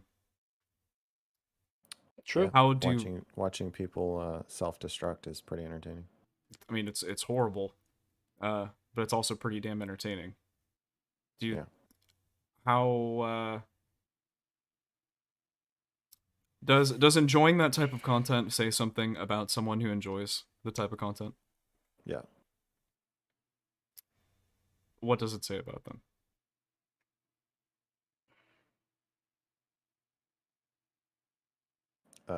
That's true, That Cat Dog you Park. could be more empathetic.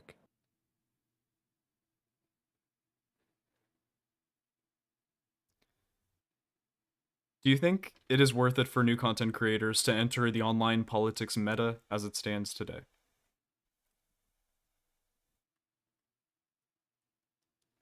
If you're a sociopath. I think my entrance was probably the best case scenario.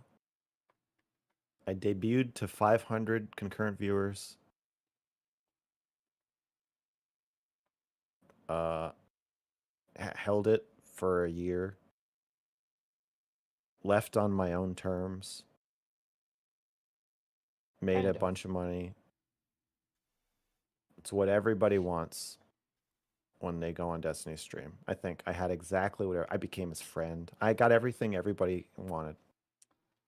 This video goes for another like 28ish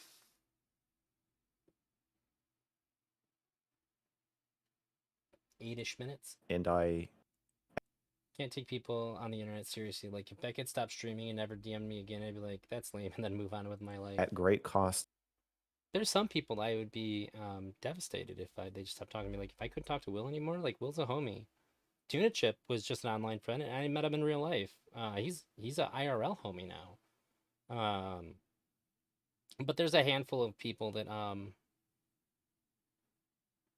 yeah, I feel that way about. All right, Hayes. Well, thanks for being here, Hayes. It was nice to interact with you while you were here. Enjoy your food. To myself, walked away and threw a Molotov cocktail into the window of the space as I left. So, given that, I want to say no. It's not worth it. The best case scenario still isn't worth it. So no. Start your own thing. You don't need Destiny. You don't need these fucking sociopathic sick people. Just start your own. Just find people This around was your yesterday, size Josh. or maybe a little bigger, and just talk to them. That's so nice to see you, buddy. Yeah, Josh is You another don't one. need to. You don't need to invite. Josh, if you stop talking to me out of nowhere, like Haas said, he interacts with some people on, I would be really sad. There isn't anyone on the internet I'd feel that way about. They would actually have to be a part of my non-online life. Does like hanging out with them and like playing games with them and shit count? Like, because I think that's a pretty big bonding experience for me. You don't need to invite these people to your party. Something that I think about is like, what would happen if, like I blew up to having like 1 million subscribers in like a week, or some magic occurrence happens and I'm a 1 million subscriber YouTuber. Like, how do I engage with all my like little homies that I've been getting an online pull since I started after that? Carefully. Right. If you're, I'm sure if you're trying to be ethical, you'll do okay. Like, if you look at the shit Destiny did in the report, it's not the kind of shit you do by accident. Yeah. There's a lot of effort goes into some of those stories. There's a lot of deliberate planning and scheming and execution that I don't know. I don't think you're going to accidentally become Destiny. Oops. Is Hollywood That's exploitative? funny. Most people would Yeah. say like, duh, right? Yeah. Obviously. Some would say it's built into the premise of moving to LA and trying to make it big, Yeah. Everybody knows, an actor, or screenwriter, or cameraman that's a fucking waiter or an Uber driver on the side too, right? I did those things. So I think you have a really high bar for people that are worthy of like your care and consideration. Or you just have a different kind of interaction that you value. Oh, okay, extremely high, yeah. I really value when people take time out to interact with me and they are personable and honest with me. If you give me that, I'm probably going to value our interactions very highly, and thus you as a person. It's myself. Totally. Because it's hard to In find Hollywood. for me. Do you think that there are parallels with this with streaming? Yeah. But it's more like enough time hasn't passed where people are like, oh yeah, like obviously LA is a fucking cesspit, Like for me personally, I'm at this point where I'm just like, yeah, streaming's a cesspit, like obviously. Yeah, but that even saying that, That's not even the last phase. That's not time's up. You say that before time's up. Time's up is it can't be a cesspit anymore. It's not enough to just say, "Oh yeah, that's so terrible." Because even when you say that, when you say, "Oh, yeah, of course, Destiny's terrible," oh my god, you're enabling it still. You're accepting it. He still gets to do whatever he wants, and you're gonna call him a user or a gladiator. Oh no! What a horrible thing to be called. All right, my buddy's on his way, so I'm gonna try to get through this. Maybe I'll just go at like 125 speed. He takes him like an hour to get here though. That way I have time to talk about things if they still pop up, and I'm still gonna try to get Will in here for like a final word before I go if I can. It's contingent on my buddy. If he's gonna drive out here and see me, he deserves my full attention. That's still just accepting the status quo. Time's up, and me too is when you say it's a cesspit and we need to do something about it. And that, even from Destiny's harshest critics in his orbit now, Counterpoints, being the latest, it's still controlled opposition because there's no and we need to do something about it. It's we need to say something about it. That doesn't do much. It's not going to change anything. So, Hollywood now. It could lead to it, but not. I would as say it's a likely. lot safer than it was a few years ago. Definitely. I mean, the Me Too thing happened while I was still living there, and I as a trainer, I had clients who were producers and musicians in the entertainment industry, and there's a palpable feeling of like, oh, we have to actually watch what we're doing now. Yeah, I think the Me Too movement was probably a net good overall. And in probably all aspects of life, like even just being a waiter and how you engage with your coworkers, there kind of was like an added emphasis, these are dual Yeah, relationships it gets people that you need to thinking. Yeah, keep it's not just separate. Hollywood. It's got Yeah. people thinking everywhere. Yeah. How do you think that people are rewarded when participating in online politics? Okay, Me Too provides, and Time's Up provides structure. Mhm.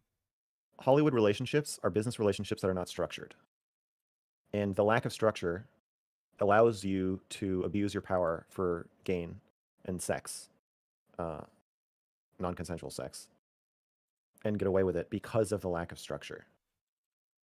And streaming is very similar, where people will defend Destiny. I'll point out a power structure, and they'll say no, it was never formally acknowledged to be there. And I'm like, yeah, of course it wasn't. That's the point. That's That's how what it he gets means, away yeah. with it. Is by there never being a formally acknowledged or talked about structure. And that leaves the space rife for abuse. It's part of the reason why you ask me, if you're my orbiter, I say yes. It's not fair to you to say, who knows? What is an orbiter anyway, Because then I can fucking do whatever I want to you. I'm calling you my orbiter to say that I think that everything I said about Destiny and how he treats people and how he should treat people also applies to you and me. And that Yep. everything I implied or said in the Destiny report about ethical boundaries and what he can and can't get away with applies to you and me. Is it possible to know who your true allies are when engaging in this online political space? Wait, you asked me another question about what benefit they get from engaging, and are you moving on from that? I feel like I kind of get what you're getting at. Okay. Yeah. Like, I mean, the benefits fueled by whether or not you're wanting to engage in these, like, unequal relationships, Yeah. Okay. So So, yeah. allies? Yeah, there's a Is it lot more possible to, gain like, if figure you out who don't real care. allies are when you're engaging in this space? Not for me. Why do you think that is? I don't know. I'm naive. Who the fuck Should it is be that? this hard? Who Oh, is that? sorry, it's my girlfriend over there on the side. Okay. Sorry, do you hear clicking? I hear throat clearing. Oh, sorry.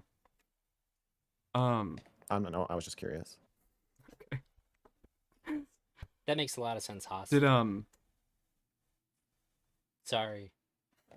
what do you think is unique about you that everybody kind of circled around to not like you? To not like me? Yeah. Who doesn't like me?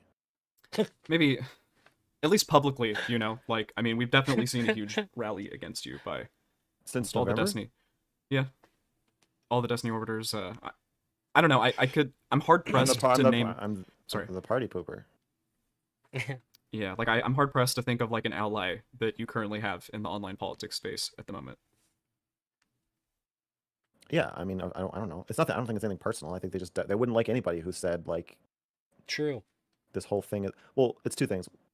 One is they don't like that I'm calling them victims and abusers at the same time. Nobody wants to hear that. Nobody wants to hear that like, oh, the way you've been running this space is like awful and exploitative and abusive, and you're all complicit. Nobody wants to be told that. But second, um, you get a lot of clout and not warm, acceptance from Destiny and his fans. Look at Ukrainian Anna Yes. on Twitter. She's like fundraising for the war in Ukraine, right? Okay. Right? I believe you. Yeah. Yeah, she's I don't know like, who my this friend is. is a sniper and he needs this like scope or something. So everybody help me buy four wheelers and stuff. Like she's like fundraising. Those tweets about like the war effort in Ukraine get like a third of the engagement as her tweets about me. So literally, she is helping to fund the war against Russia by calling me a cunt on Twitter. I think that, and I've never talked to her. I've never interacted with her, and she called me an entitled cunt. That is like the most direct window I can give you into. She doesn't fucking know me. She probably doesn't know anything about me. She's just directly getting paid, or I guess one step removed, getting paid to talk shit about me. So who the fuck knows if any of these people actually have a real problem with me? I don't know. Did you ever have a desire to change the online political space in a more positive way while you're inside of it? Yeah, I did. I wanted to set norms and make conversations interesting. It's so boring. I wanted Super to bring boring. in, yeah, that's super boring. I wanted to bring in people aren't even pretending to be engaged politically. They just like talk about nothing. So I wanted to, Sometimes it'd be like that, yeah. I wanted to collaborate with Destiny to kind of revitalize things and make things more ethical. I did. What's your opinion of Brianna Wu My and her opinion of recent Brianna engagement? Wu, Sorry. my opinion of Brianna Wu is pretty negative. Feels like she's doing what I just described. Kind of like Ukrainian Getting Nana.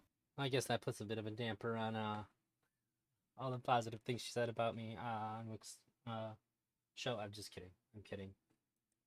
Got yeah, the like clout. Ukrainian Anna. Yeah, doesn't feel genuine to me. While you have publicly stated that you are leaving the Destiny orbit, are you staying Mhm. inside of online politics still to fix it? I don't think to fix it. I think I like talking to other streamers. So I do my my expert interviews and stuff, and those discussions can be fun. But there is something I've never seen anything from her, Todd. nice First time I heard about her a name. looser conversation. Like you and I, we all know the same people. We know the same events. We can refer to shit.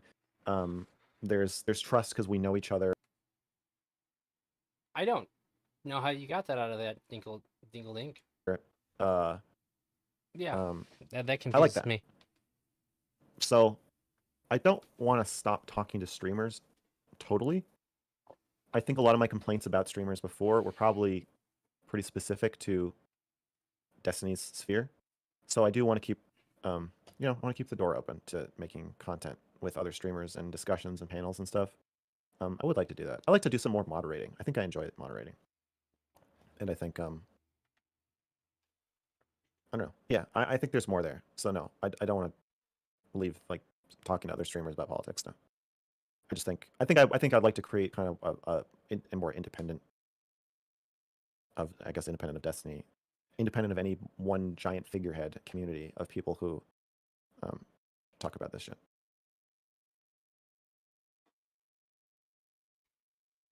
Like, so there is some. It's like even you're slightly susceptible to the enjoyment of the parasocial relationships spent by engaging with other like online content creators. I don't think it's parasocial. Why? Because we actually know each other. I don't feel like your relationship with me is not imaginary. We're actually talking to each other. It's not like you. Parasocial is like a lopsided relationship where Yeah, that that's like makes in your sense. head, but like we actually know each other. So I wouldn't call it parasocial. Oh, okay, fair. I guess it's kind of like if there's always these power dynamics, always. Hmm. And it's based on basically size or how much audience you can get. I don't know, like how do we ever engage with each other ethically if we're different sizes? Carefully. Just be really careful. I have to be really careful. I don't think that what he's saying is so much targeted and centered around him as you think. I think he's saying that there's problems that he sees that are independent of him, but then also are bad for him as well. But because they'd be bad for other You have to people be for the same careful with reasons they're people bad for who him. come up through your community. I have to be Malice careful with people who doesn't come just up through mine. require intent, cat dog. It's kind of just like when you're a content creator Malice is and the intent. you're responsible for the community that you breed. Yeah. Obviously, greater size is greater responsibility. Yeah. Have you felt any sense of like betrayal from some of the people that you've like engaged with in online politics? And maybe you don't have to name names if you don't want to, but how do you felt like, Chud if you logic. did feel this, fair, same. How do you feel like you've dealt with kind of some of this stuff? Just hurting. No problem, buddy. I don't know. I don't think there is a way to deal with it. What do you mean by dealt with? Well, like right, I mean specifically with Chud Logic, I mean like he's a huge chunk of this community. Yeah. So it's kind of a bummer when you're kind of ostracized from that side of the internet. At least if you care about online politics, like he's like I don't know, he's like TMZ. Everybody goes to him for the drama. Yeah. If he came out and said, I'm never going to work with Destiny again because he's an abusive person and Max was right, what do you think happens to his viewership? It'd probably take a hit. How big? Most likely. Fuck. How big would it be? I don't know. It might at first, or it might spike at first. I'd want to say between 30 and 50%. I'm not sure if that's the case. He's kind of like peaking right now in viewership. Like the 1200 every stream viewership, like I don't think that's gonna stay. But like when he's sitting at like 600ish or 700ish viewers, I feel like that there's actually a good chunk of that that's like just his audience that would stay. Sure. Yeah. Wait. I think so. Dingle Dink. He's saying that the people that he's saying are intentionally and dishonestly smearing him because they get rewarded for doing so. He's saying that not necessarily malice. If you're doing it to get something for yourself, that's not inherently malice. If you're doing it to hurt the person, it is. But when he's saying that, he's also saying that they'll do the same thing to other people for the same reason too. It's a systemic issue. It's not, I hate this because it's happening to me. Saying this is bad because it's happening and it can happen to other people too, and I don't want it to happen to me or other people. So it's not like so egocentric, I don't think. I think he would like still be bigger than you if he like did what you did. Maybe. Yeah, I do too. Do you have advice to new streamers or content creators that want to talk about politics or sensitive topics online?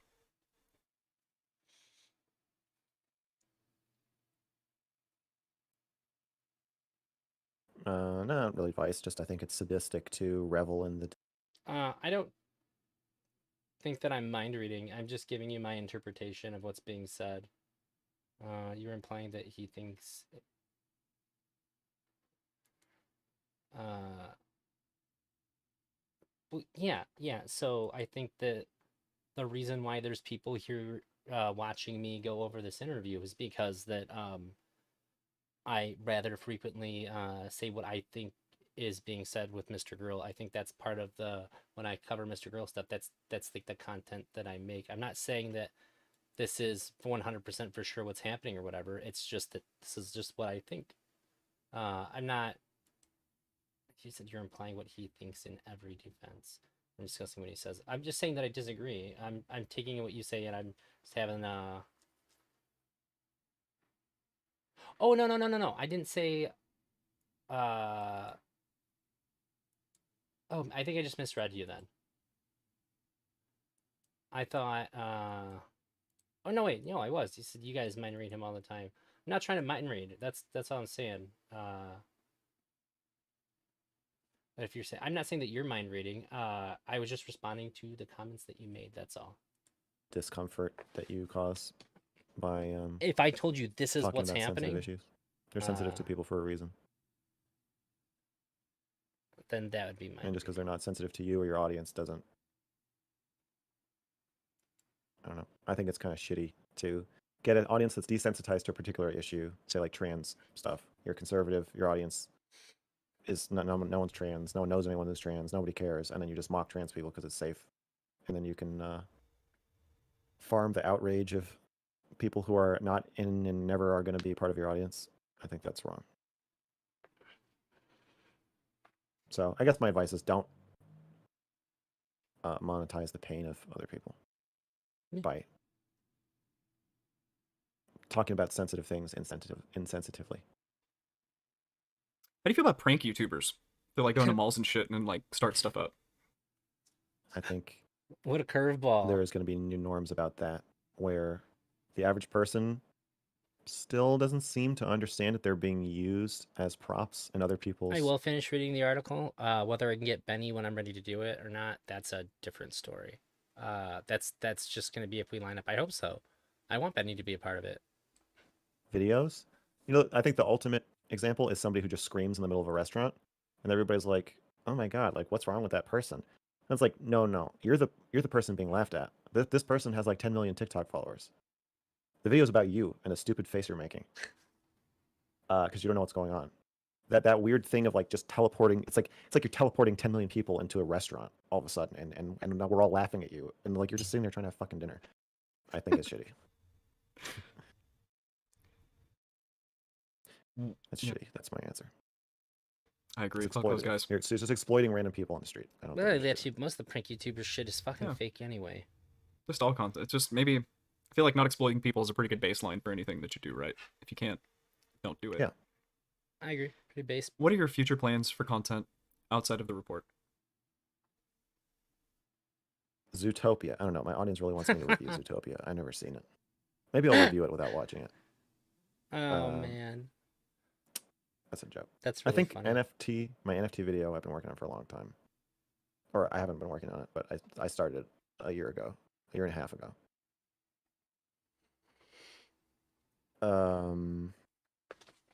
The pedophile narrative.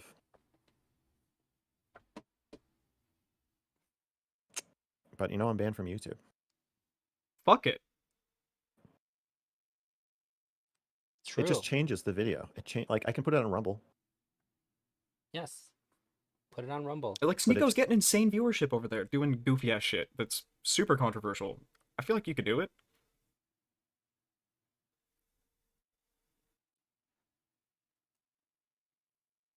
My God, if he doesn't make. I'm Yeah, curious yeah. why it's like not on your radar. Like why you're not just like, yeah, fuck it, I'm just gonna put it on Rumble.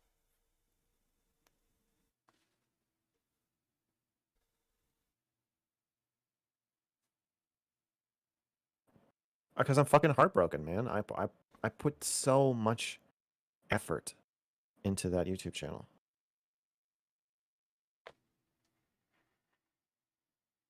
It's like there's a part of you that's holding out, hoping that you're gonna get unbanned so you can put it on YouTube. I Along probably with will the get rest of your unbanned. babies. Do you think I'll never get unbanned from YouTube for the rest of my life? I hope not. It just seems like they've been really fucky over there with the weird shit that they've been doing with banning people. I know, but and- like, won't they? But aren't they? Like, I don't know. Yeah. It's not. I'm not holding out hope. It's just literally that I don't know. So like, if you told me you're gonna get unbanned from YouTube in 6 more months, then I would say, okay, I'll do the pedophile narrative. Then I'll make a fucking rap album now. I don't know. There's other shit I want to do. I'll make a rap album. I'll do another Substack thing. I'll make like a podcast thing, and then then I'll do the pedophile narrative. Then it's just hard to make decisions when I don't. I like. I don't know. I'm so fucking tired of everybody banning me. It's so annoying. Somebody needs to tell him it'll be 6 more months so we can get a new rap I don't album. know. I don't know what I'm gonna do.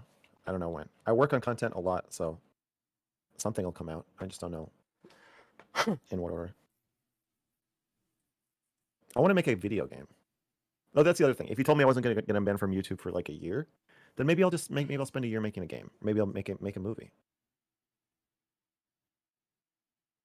You know, like there's a lot of projects I want to make, and I think my audience would be interested to see me make any of them, and would probably fund partially or entirely something like that. So maybe I would do a long form thing, but I don't know. Be interested to see a Mr. Girl made video game. I'd play it on stream. I know, shocker. I think think I'll that's it. upload the Black Lives Matter narrative to Rumble. Oh, And yeah, I forgot. None of that is on Rumble, huh? It's none all of it's on Rumble. Odyssey. So yeah, somebody told me like you should be uploading this shit. So like I'll try that True. and see what happens. You know, if it gets like 150 views, then that will definitely factor into my decision about whether I want to put like 2 months of work into a Rumble video. That's fair. I'm under the assumption that the way that you're currently most monetized is like through Patreon and viewer donos through live streams, live stream subscriptions, things like that. You know, Yeah, so and stuff that's rap. not And Spotify rap. the Spotify rap music. Yeah. So it seems to me like you're, even if you make a video and put it on some bullshit source, like you're still going to be making money off of it. Yeah, the patrons. Todd, I think that if there's any one subject where I have the most disagreements with Mr. Girl, it'd probably be on trans issues. But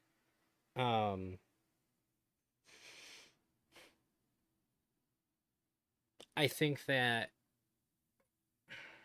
the things that he says about trans people that I don't like and that I disagree with, they land a lot softer than most people that I know in real life who say anti-trans things. They never also say that we should still care about trans people, or they never they always seem like they're coming at it from a place of like hatred, and I don't think Mr. Girl's coming at it from a place of hatred. I don't think are gonna leave if if it doesn't get a lot of views. Like yeah, I think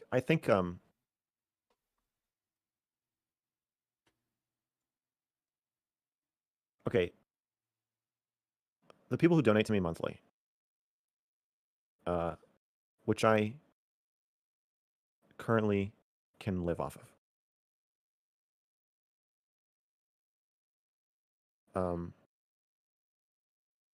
Some of them just want to see the content, and they're okay with like, they would be okay with me only putting it on Patreon. But a lot of them, I think, believe in the mission of trying to change the world. And they want to put fuel in my spaceship. We have to go out into the world. And I don't think they or I have a sense that is happening if nobody watches or talks about what I make. Yeah. So I'm in a weird position where a lot of people know who I am. Like, I think a lot of people know who I am at this point. And would watch a YouTube video I made, and a lot of them might watch a Rumble video, and a lot of them might watch a Twitter video or tweet or something. A lot of them would probably play a game I made. It's just a matter of like figuring out the right. It's all about the format. Well, it's about figuring out the right format to get my This is very projects true. like talked about. YouTube was the best and easiest format. Final question. Okay. Are you still a vegan porn enjoyer only? Yep. I've not watched I don't like that porn term. with human beings in it since I said that. Just for clarification, when they say vegan porn, they mean like animated porn or like AI generated porn. I think I just like illustrated porn more than deep fakes, because the AI shit is it all feels the same after a while. I think it'll improve vastly probably in the next like couple months, but right now it's a little repetitive. Do you foresee a future where the majority of the adult content, is vegan? I do. I think once you get to the point where you can just type in an idea for a porn and then it'll just make it with sound, video, everything, which I don't think is super far off, then there'll be some people who are really good at making prompts, but I think most porn will just be DIY. Be pretty cool. That'd be pretty Well, cool. all right. I think that's it for me, Max. I appreciate you. Thanks for the interview. You're welcome. Is there anything you'd like to say, I guess, before we go? No, Okay. Have a good one, Max. you too. Well. Bye. Bye.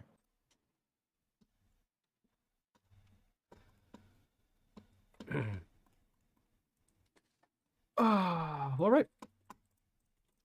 That was that, gang. Like, comment, subscribe. Shoot your boy some money if you think I deserve it. Otherwise, you guys have a lovely rest of your night. Bye. Yeah, I enjoyed that. Obviously, if you wanted to see somebody like try to take Mr. Girl down or like pick apart the article or whatever, um, that probably isn't going to be like the best one for you. But as somebody who enjoys Mr. Girl's content, I really enjoyed that. That was good. Um, turn off that. There we go. I wonder if that picked it. It did. I was watching Better Call Saul. That was the other thing that was up. So I'm gonna give a couple of minutes to Will. I'm gonna have to hit Benny up later. I want to make sure that when Benny and I try to talk about what he wanted to talk about, that he has, well, that we have like the time to actually go over it.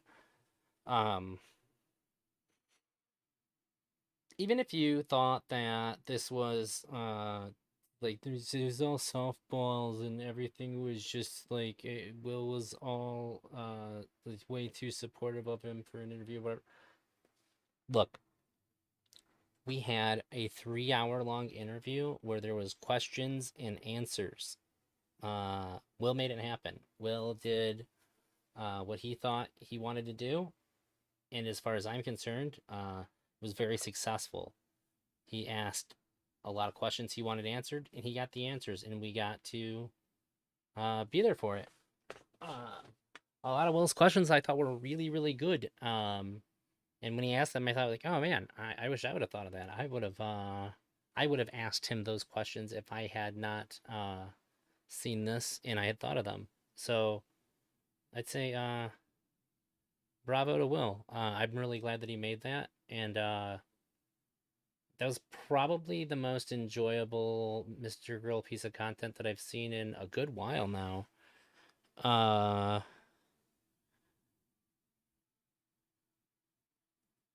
trying to think. I didn't get to finish watching Smith and Mr. Grill's debate. I might.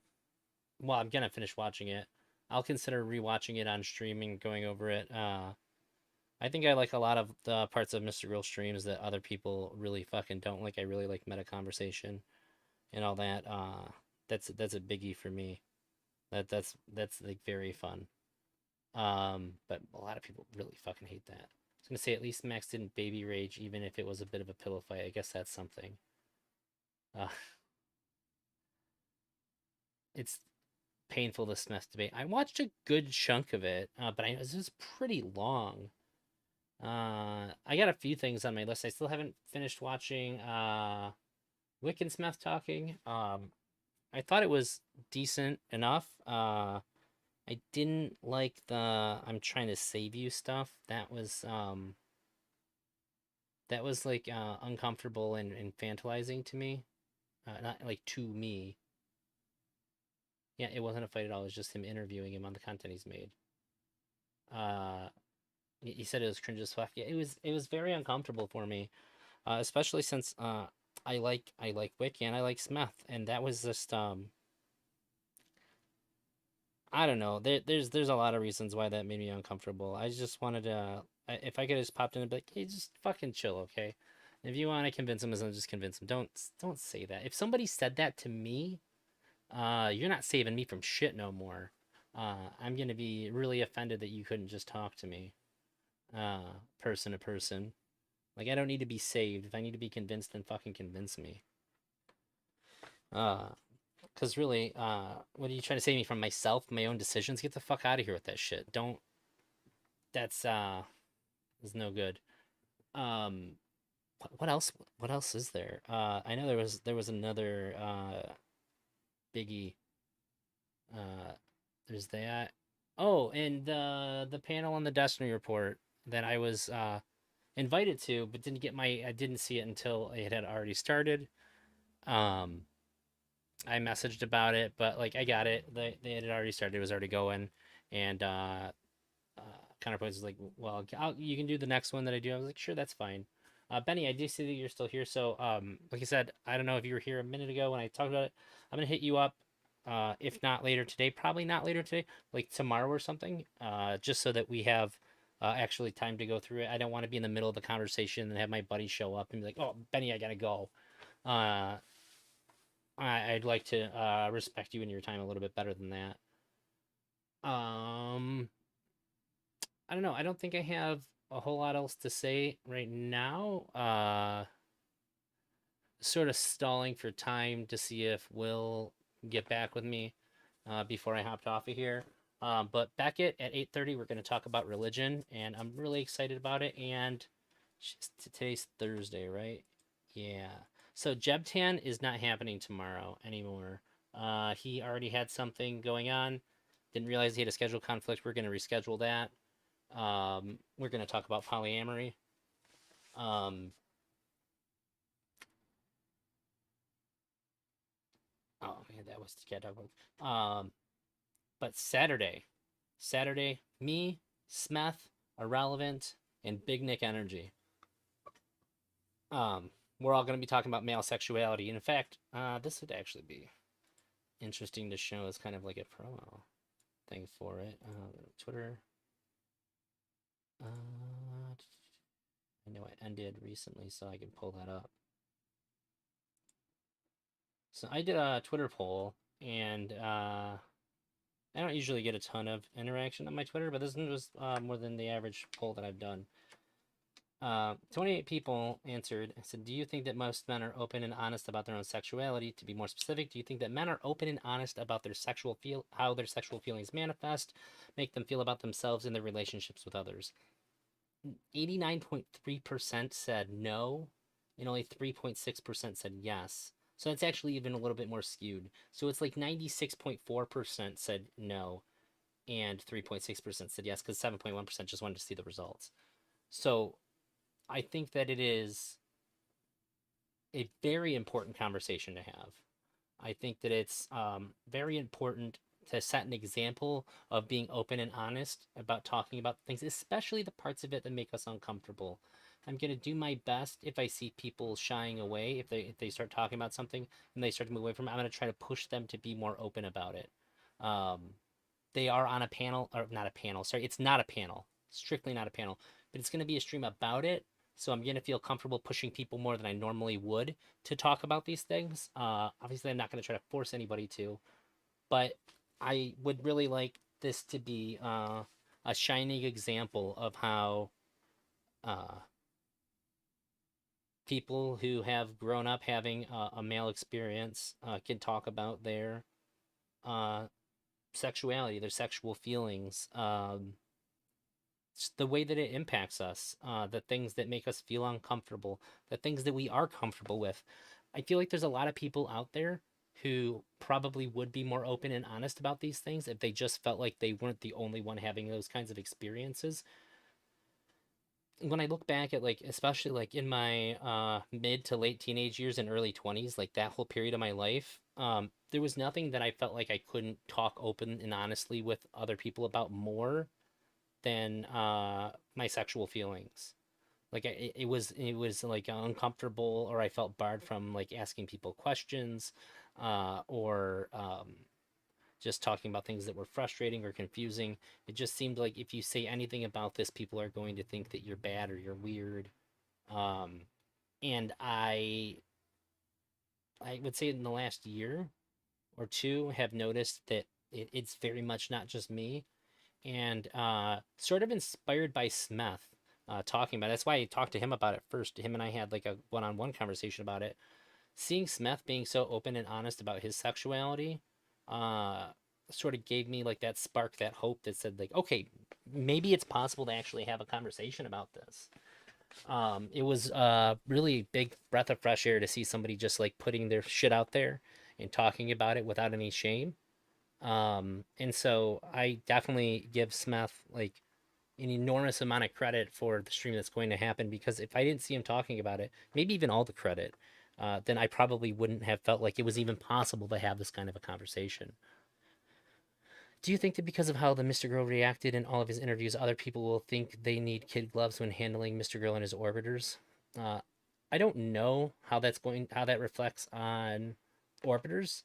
Um, I think that it's more likely that people are going to think that they don't want to interact with him rather than they need kids gloves, or that they'll look good if they come at him the same way that people who had the interviews with him where they went badly. I think that going on a stream and having the general public opinion being that Mr. Girl was like a problem, or like he was unhinged, or like whatever negative thing people want to say after these interviews. I think if you're on the other side of that, um, that probably makes you look really good to your audience. Like you won, even if it's like an interview. So um, I think maybe people be incentivized to not have kids gloves on. That's probably the more likely scenario. All right, I haven't heard from Wick yet. I know my buddy's gonna be here soon. I'm gonna get out of here, but I really hope that you can join me for my conversation with Beckett tonight at 8:30 Eastern. Um, it's gonna be really fun. If religion's not your thing, or conversations about religion, you may not enjoy it, but you might. We might have some memes and shit in there. Uh, I assume it'll be like pretty relaxing, a little goofy and fun. Um, I love talking about religion. Religion, politics, and philosophy are like the big ones for me, and physics too. But I can't ask. I can't have everything. You know, I don't expect to have a good conversation about physics with people. Yeah, it's gonna be a general conversation about religion. We both know a lot about it. He better know more than me. He has a degree in theology, but I've studied religion for fun for since like I was like 13, maybe younger than 13, but definitely a lot starting at 13. So I'm a fucking nerd. You get down on some physics, Haas. I don't know if you're in the Discord, but you can join the Discord. Uh, let's have a chat on some fucking physics, my guy. Um, and if you don't want to miss those things, if any of these upcoming streams sounds interesting to you and you don't want to miss it, you can like this video. I guess that's not going to help you so much. You can subscribe to me on YouTube and like turn on notifications, or you can follow me on Twitch, and then you'll get a notification knowing that it's happening, and you won't have to remember what time it's going to be happening because your phone will let you know. That's it. I'm probably gonna change out of my pajamas for my buddy to get here, so I need a couple extra minutes when he's not here, as a courtesy to him. Thank you guys for showing up. Um, we had a good amount of people on YouTube for this one. I'm pretty happy about it. Uh, I appreciate Stoic Flame. He sent me some bits that was super cool. I'm like super into quantum mechanics and infinity from practicality. Haas, join my Discord. Talk to me about quantum mechanics. I'm really into it. I'm really into it.